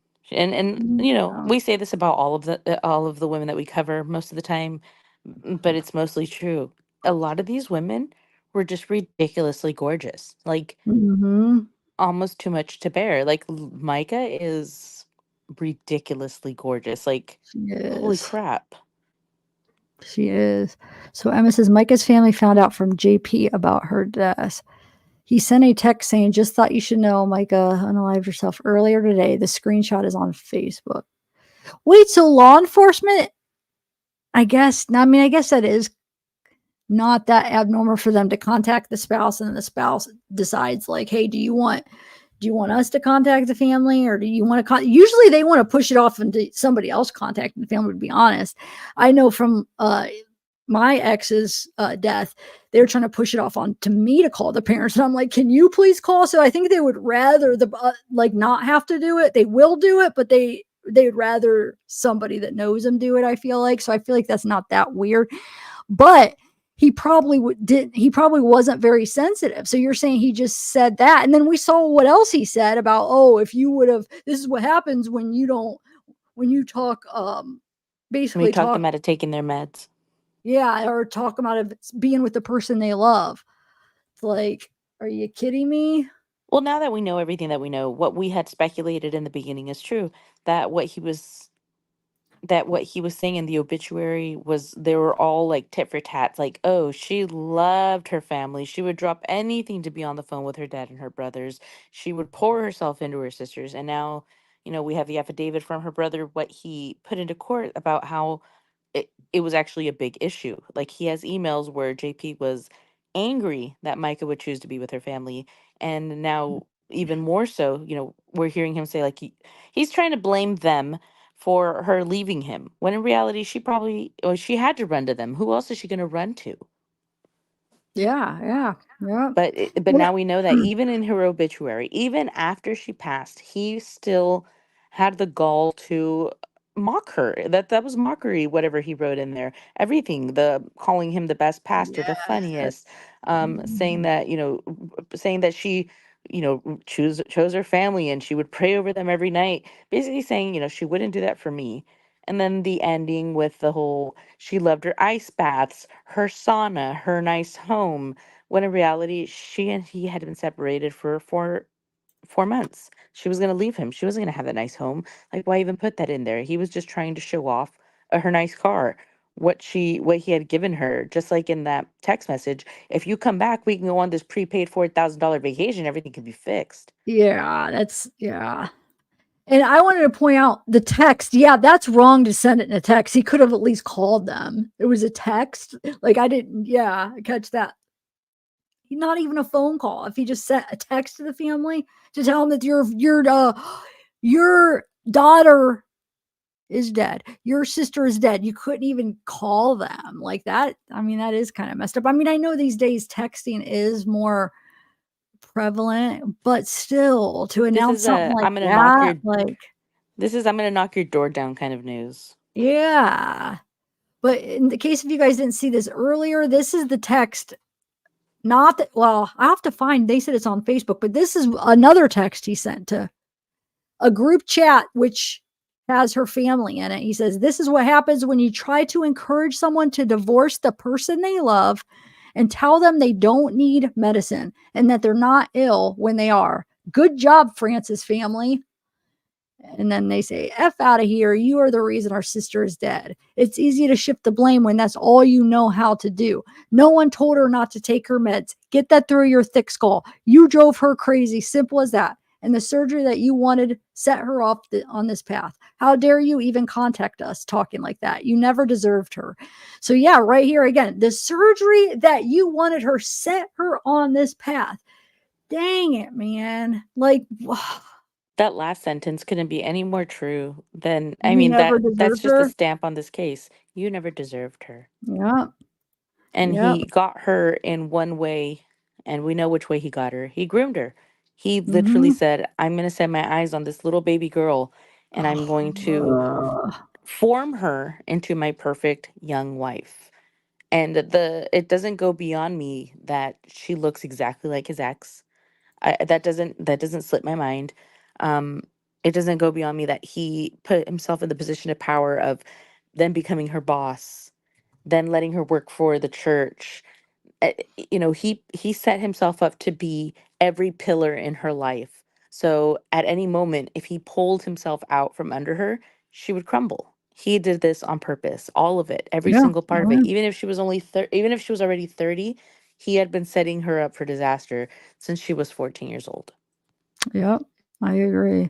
And as far as the surgery, it was supposedly a breast enhancement surgery. They said he forced her to get. I guess that's what people are saying. I don't know. Maybe. Yeah, the augmentation. Yeah. So, somebody asked in chat as I was answering. I really want to find out when that was too, and how it correlates to the medical power of attorney. Yes, we got to figure that out. Hey, Kate. So here's another post. May 9th, the attorney for Micah Miller's family, Regina Ward, does an interview on News Nation accusing John Paul Miller of brainwashing Micah. She also says they have mounds of documents and binders, and JPM convinced Micah the only way out was unaliving. So that's that one. I think, that's that one where, her sister's on there. Yeah, with the blonde attorney. Yeah, okay. Yeah, they're saying she says she has tons of journals, and that JP has been going crazy looking for them. That's probably what he was looking for when he went over, because it probably shows everything he's done. Remember, he went to the apartment trying to get stuff. That's probably what. I'm so glad they have him. Oh my God, I'm so glad the family got him. He would have destroyed them all. That probably has so much evidence, like of what he. And they said that she had already retained this lawyer and paid the lawyer, And this lawyer says that she has paperwork and documents and journals that Micah gave her, as well as stuff that she gave her sister. She said Micah was very detailed, that she had a lot of stuff. So he is, like I said, if he's not going to go down for one thing, he's going to go down for another. And here's, I just wanted to go over this stuff again because this is important stuff. We have So a lot of here's money that. to protect, she said. Yeah. Here's the sister saying, he actually forced my parents to sign for her to be cremated upon arrival at the funeral home, or the family was unable to see her for the last time. Now her body is unable to have a second opinion, medical examiner take a look, and no autopsy was done. And they said, oh, doesn't she have a no contact order? She tried to get it, but judge denied it. So it's just that part, right? This part right here just makes me so suspicious of the whole thing, because it makes absolutely no sense, unless if it was just another way for him to have some kind of power over what happened to her. You know, obviously it is that too, but I mean, is he hiding something? We'll never know now. Never gonna freaking know. No, we might know. Scott wants to know about the FBI. So, that's what we started off on. Yeah, that's a good idea.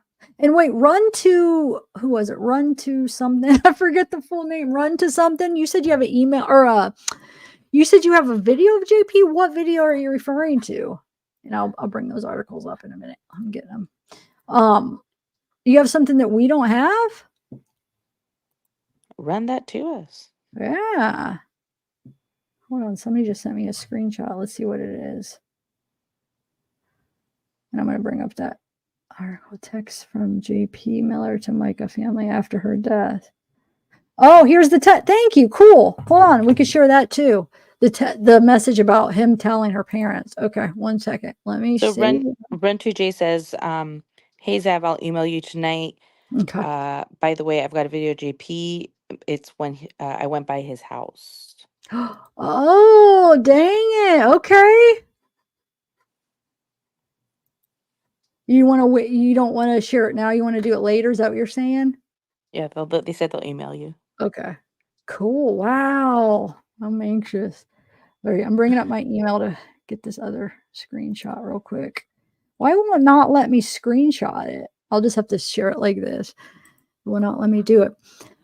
Or it won't let me download it. So it says, oh, this is to 2 people. So it says, I thought you too should know Micah killed, those 2 words together, I feel like are a trigger, but she unalived herself. Micah unalived herself earlier today. She needed her lithium because she has been having a 3-month psychotic episode. I'll keep you posted on funeral.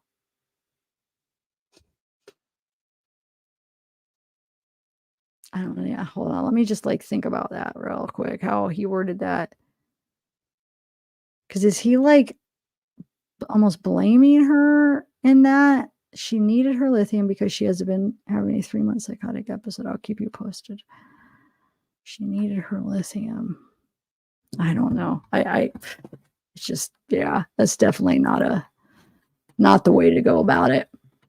I thought you two should know. He starts out, I thought you two should know. Yeah, I think they should know. Who group chats a message like that? He does. He does, obviously. Oh, man. All right, let's do this here. Oh, Sarah, I'm just getting your article wow, hold on a second. We have a couple things. So let me get the FBI stuff real quick.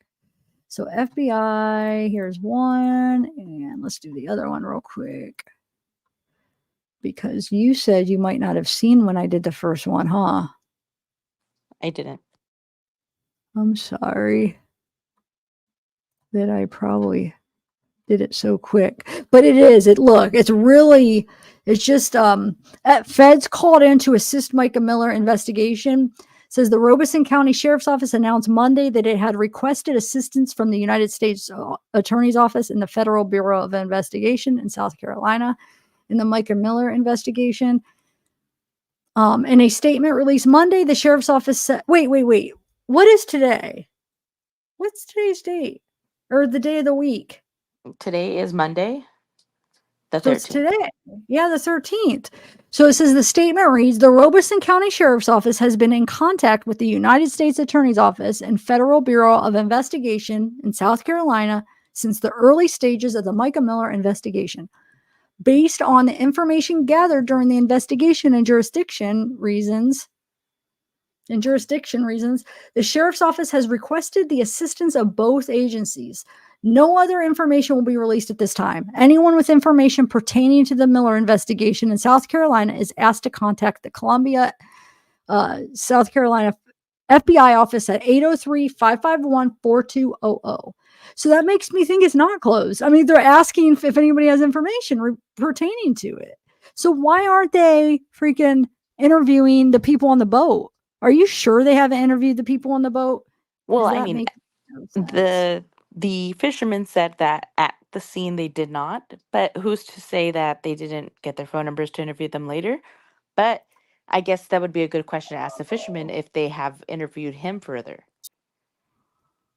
Yeah, because they would probably want to interview him further too. So yeah, they could have done it later, huh? Oh, here is that this is that drone footage, huh? Did you see this? We watched it the one day, but it doesn't really show much, I feel like. Let's see. Did we ever figure out where her car was parked on this? I never did. I never saw her car. Huh. Did people actually say they saw it? I don't know. Where was she parked? No, I guess not. Wait, there's a camera right there. That's where, because somebody did a video, and I'm pretty sure that's the spot they were at. So, and I think there's more than one camera, but I don't know. It might just have picked up her car because it looked like she was in like more of a secluded spot, right? It was in the woods, kind of like down the path, didn't it? So she probably parked, and then wonder how far. Did we find out how far she walked from a parking lot? They said a while as she walked far. Really? Mm-hmm. Whoa. Dang it.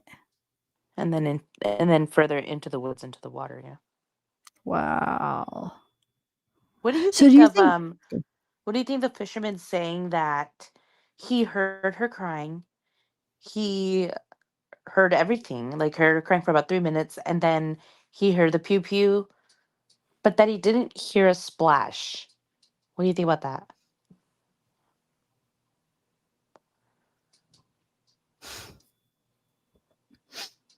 I don't know. I was just going to ask, so do you think like she was just standing on the ledge or like sitting and then she fell in?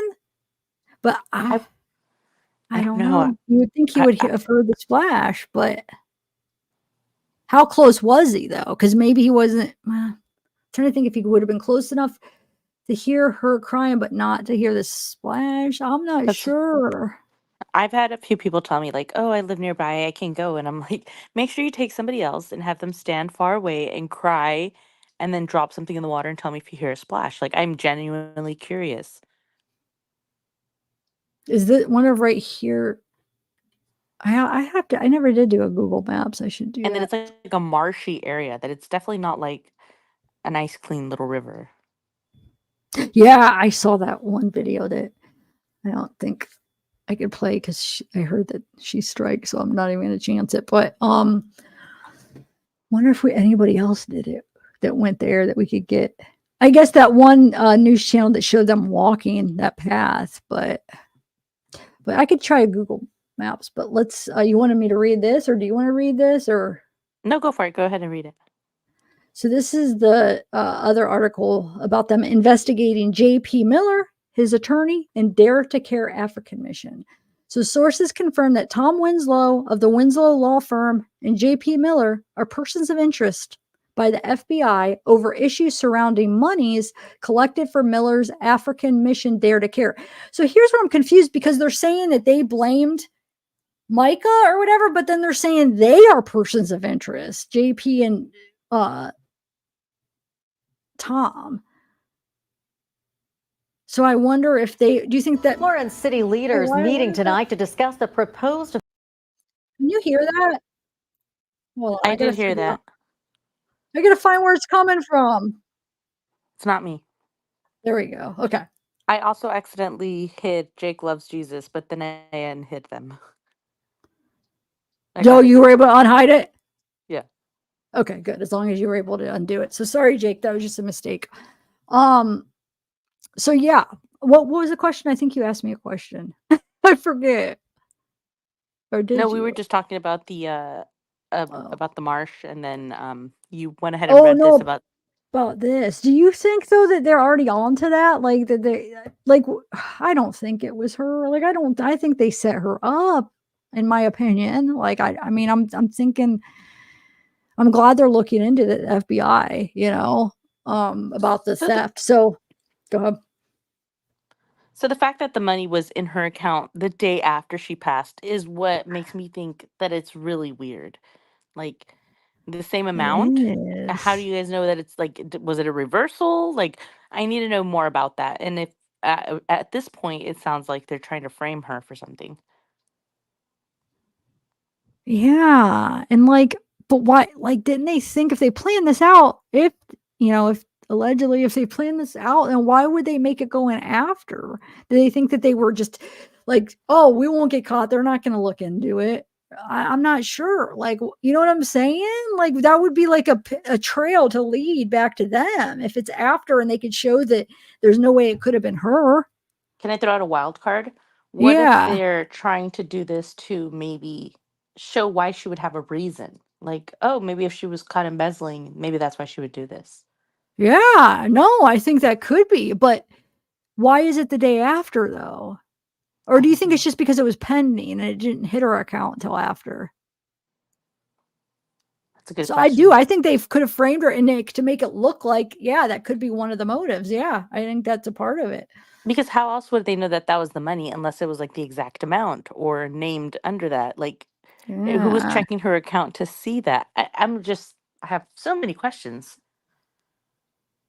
Yeah. And that last thing was my opinion that I said, allegedly, in my opinion. I just got to make sure because these are just opinions. We're just throwing out theories. We don't know. We're just, speculating on what we're thinking. Yeah, I think I'm glad the FBI is on it though. So hopefully we'll get answers. So it says it is unclear how long the investigation has been going on, but Myrtle Beach, South Carolina News has been sent information that confirms Micah Miller knew of the investigation prior to her death. Micah Miller kept a daily journal. So this also could be a motive for murder. If you think about it, her going to out JP, tell him like she knows the stuff that he's been doing. This could be one of them, embezzling money and stuff. Got to get rid of her. Let's make it look like it was her. She's going to tell on me. Well, I mean, he kicked her out of the house. He said, "You can't even Oh. live with me." When they're saying that she initially was going to out him about misusing funds, like he said, I'm going to put you in a mental institution, and when you get back, I'm going to have trash bags full of your stuff, and you can either get it delivered to one place or get it thrown away. That's what he said. Wait, so this was pertaining to that? Is that confirmed that it was because she was going to out him, or is that just what we're thinking? That's what her family, Kyler, everybody is saying that that's why he put her in the mental institution, that she found out he was misappropriating funds, and that's when he had her committed. Okay, so yeah, this is bigger. This is. Oh, thank you, Jamie. Thank you. Oh, Jamie, I know you. Your chat's been really great tonight. They have, huh? They've been great for like this whole case or for a while. You guys are, yeah, thank you. You're doing good. Amanda's happy with you. The police report states that when police showed up at the state park, they said they found a vehicle registered to Michael, but the tag mother, yes, didn't show her info. How can both be true? I'm thinking that it was to a car she owned, but not that car. And it looks like they might be just switching license plates and using the same license plate for more than one car. I'm thinking. Does the church really have I heard 25 cars? Did you hear that? Or is that? So I just assumed it was her car because they said it was a Honda. And she did have a Honda. I didn't even go by tags. Well, remember Kyler had this on her Facebook. She said she ran the tag. I should just run it. I should just run it. I could buy the background search I use that they don't do the license plate. I could buy a You guys, Zav will subscription. play coy like with me. She'll be like, "Oh yeah, I haven't looked into it," and then I'll be listening to live. She's like, "I put in a FOIA request yesterday." Oh, that's funny. You're Oh, good. You're no. you're like, I just gotta look it up. Yeah, you're good at this. There's a reason why you're at where you're at, and I'm Aw. really thankful that you started covering this case. That's why I was like, I need to ask Zav if she's following this yet, because Yeah, whether or that's not because of you. I thought Micah hurt herself or not, because I kind of always thought she may have. There was this underlying thing, the whole it just his sermon, the way he put it out, the way he was saying about her, I was like, he's trying to blame her for something, and that he hasn't finished yet, guys. Like, we're seeing money stuff now, and he's gonna try to put money things on her now that she's passed, and that's where it's got to stop. And I'm not saying, like, all eyes on JP. It could be all eyes on his church, or all eyes on whatever parishioners try to take advantage of the people. But I'm really happy that people are still on it and not just dropping off as soon as they hear the facts that they have. Her family saying, don't, read between the lines. There's something else going on. And I'm really happy people are. Yeah, me too. Me too. That was like, I'm so happy Nancy Grace is not like still on it. Like, you know what I'm saying? She didn't just be like when they rolled it on live, and she's like, no, something's Everybody not right. hates Nancy Grace. I What? I love love her. I Nancy do Grace. too. I do too. She's freaking awesome. Wait, do you think more people hate? I feel like more people like her than don't, but some people just don't want to admit it. But they I they think like. I think it's because she's aggravating. She has such like a intense voice that it could be jarring, but I love her intensity. That's what I love about her. Yes, like how she's like. I could see how she'd be scared. Like I'd be nervous if I was on her show because she's like, she's scary, but I love that. I'd definitely cry if she yelled at me. Yeah, I know. Oh my god, she's great. All right, so where are we at? So yeah, should I read all of it or what do you think? Yeah, go ahead and read all of it, and then I think we got it all though. Yeah, so apparently funds are missing from the same mission. Attorney Tom Winslow and his firm are people organizations of interest in the FBI probe. Yeah, I think I don't know if I read this part, but her bank account was allegedly credited $1,199 after Micah unalived herself. All right, where Tom Winslow represented John Paul and helped J.P. Miller get legal documentation of Micah's mental health diagnosis. Many have questioned Winslow's methods in getting this legal documentation. The Solid Rock Church website was removed from the internet and scrubbed after news of the FBI investigation began to privately leak out in certain circles. Which, like I said, we all thought it was because they were getting like too much people coming at them, but maybe it was because of that. Maybe they're like, oh my God, FBI, they're going to be coming investigating. So they went and scrubbed it real quick because they know, think about it. If it was online, they didn't take it down, people would be screenshotting it and getting everything before they were able to scrub it, if that makes sense, right?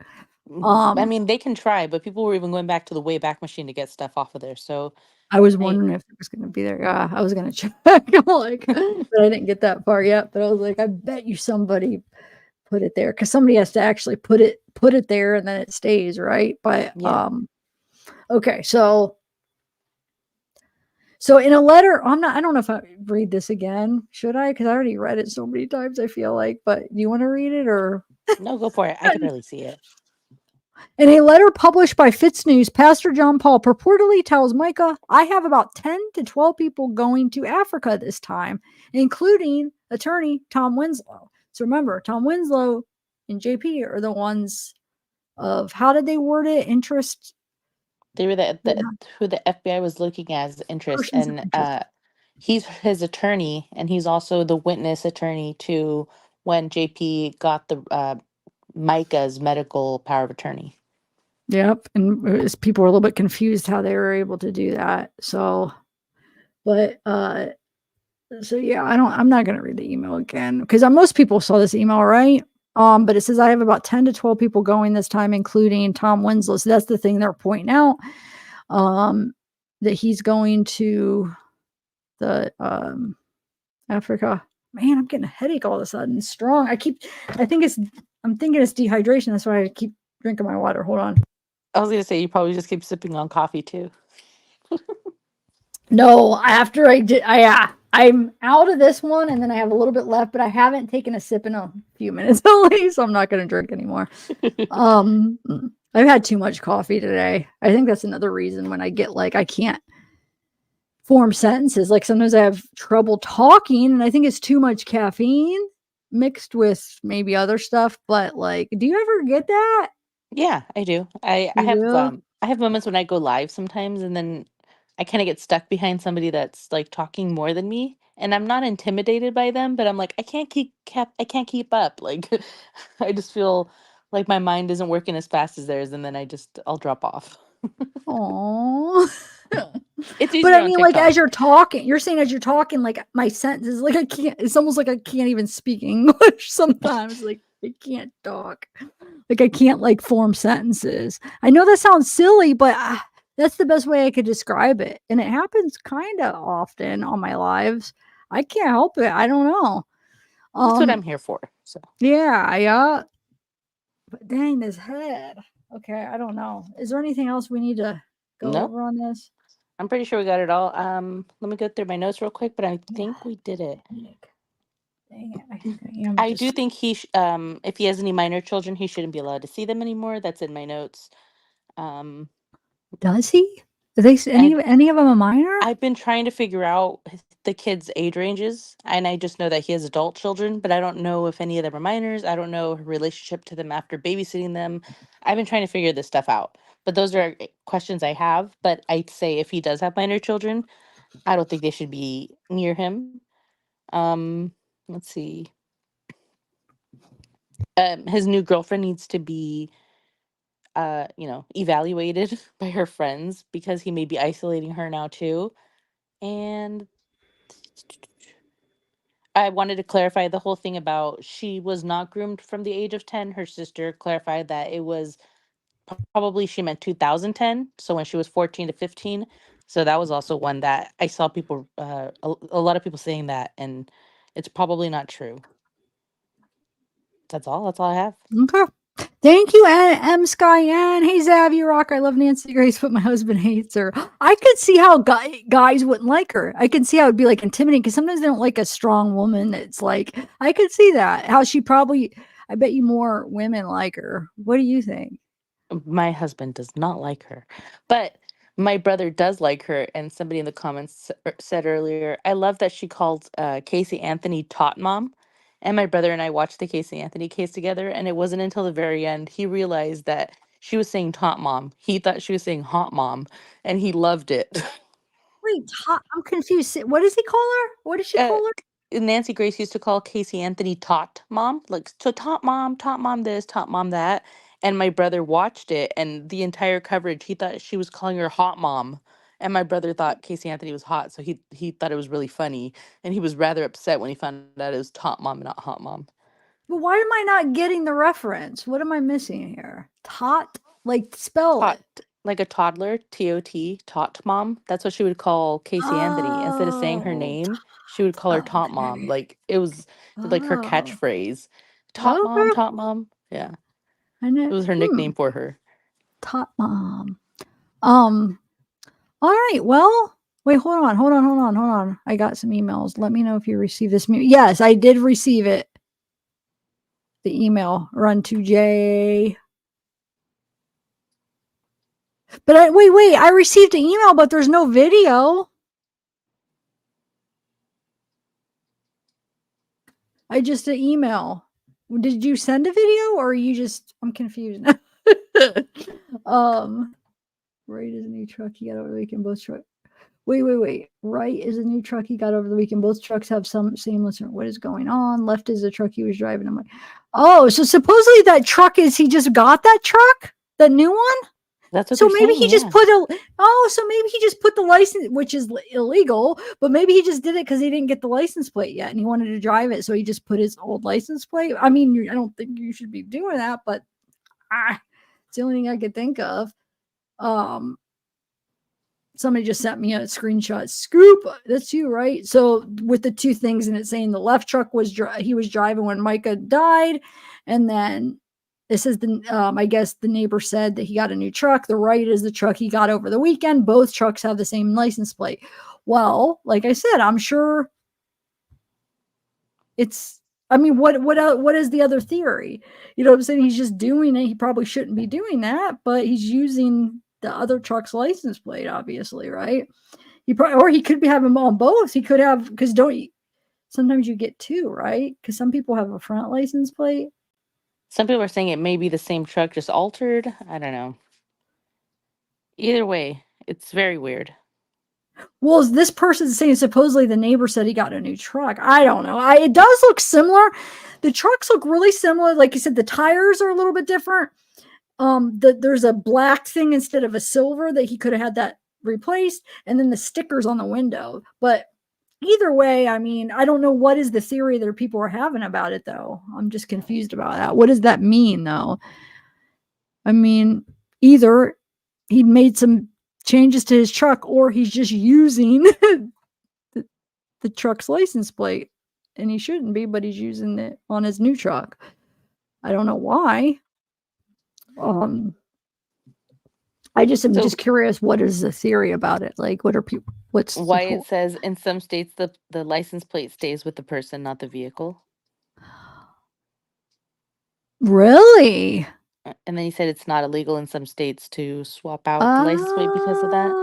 We're listening to you. Who? Wyatt. He said no one listens to me.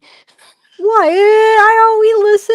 I just don't see everybody every time. But so that's interesting. Yeah, because I mean, I think bottom line is he is using the same license plate for multiple cars. I think that explains why Micah's had a different one too, which there was pictures of her in the car. So that type of car that Kyler found that it was listed to, Micah's been seen driving that type of car too. So I think it's just they're switching the license plates. They're using multiple cars with the same license plate, whether it's legal or illegal. Bottom line, they're doing it. We know he has a bunch of cars in the church, so it kind of makes sense. Anyway, so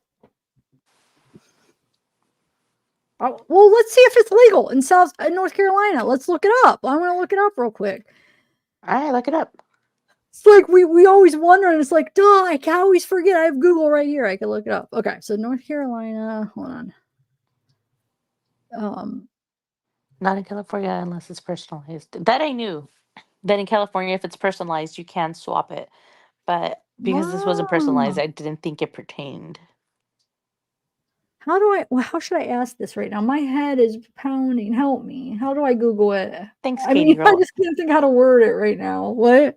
So is it South Carolina or North Carolina? South Carolina. North. Wasn't it? No. Wait, is it north or south? Where It would be he Myrtle be? Beach.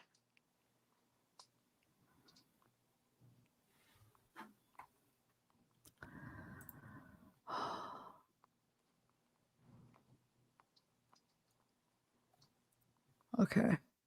Can you use? Let's see. Wait, that's South Carolina, right?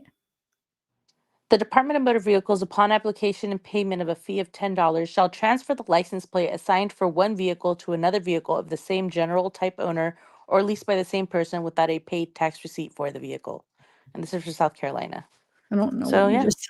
What did that mean? What did you say? it's totally legal. It says the Department of Motor Vehicles, upon application and payment of $10, shall transfer the license plate assigned for one vehicle to another vehicle of the same general type owned or leased by the same person without a paid tax receipt for the vehicle. So like they could have purchased they could purchase a new vehicle or not purchase a new vehicle and get the plates transferred over without having to show receipt of a new vehicle. But they can still do it for So $10. that's probably that explains both things, the truck, and then explains hers being different too to their other car. Google. Okay. Thank you, Amanda. All right, I'm gonna end this. My head is getting worse right now. I'm gonna go lay down, guys. But thank you, Amanda. I had fun. Thank you so much for No problem. everybody. Go check out Amanda's TikTok and YouTube. I still have to go over to your TikTok. I don't do anything on there, so stop sending people over. There's Oh, nothing I'm going on. sorry. I'm not trying to help.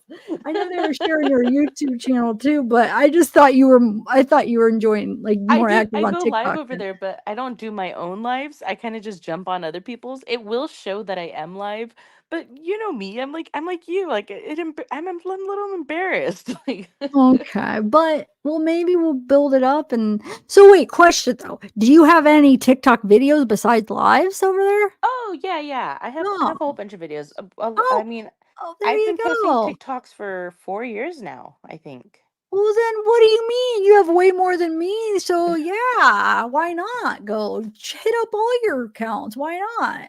All right. But You're yeah, if silly.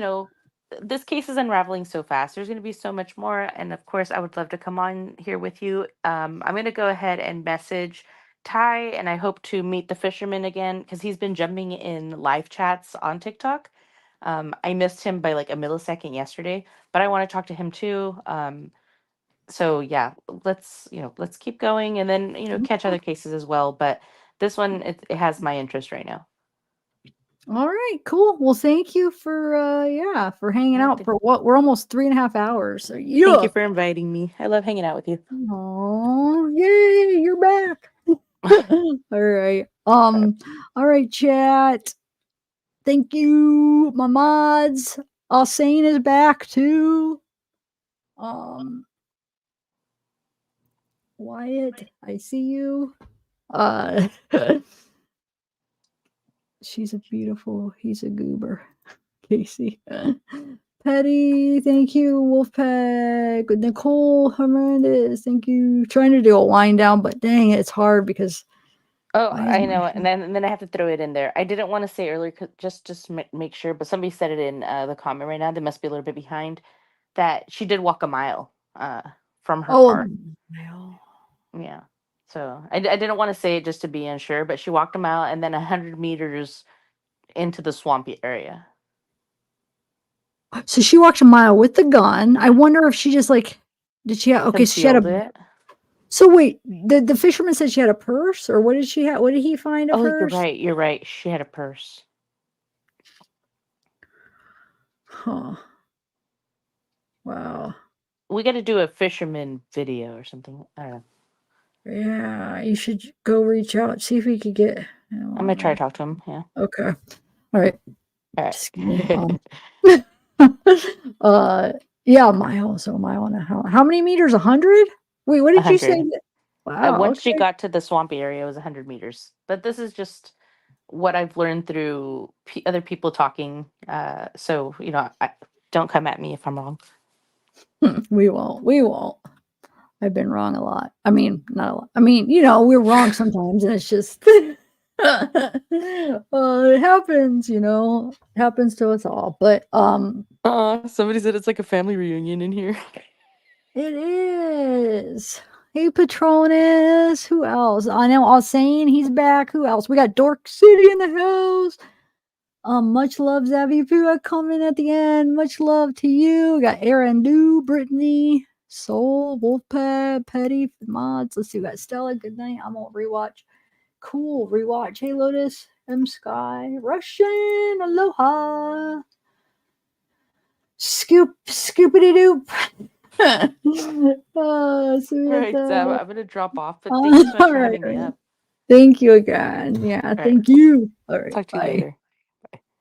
Bye, Brittany. Bye, Ashley. Oh, Ashley. Hey, Petty, JB, Michael.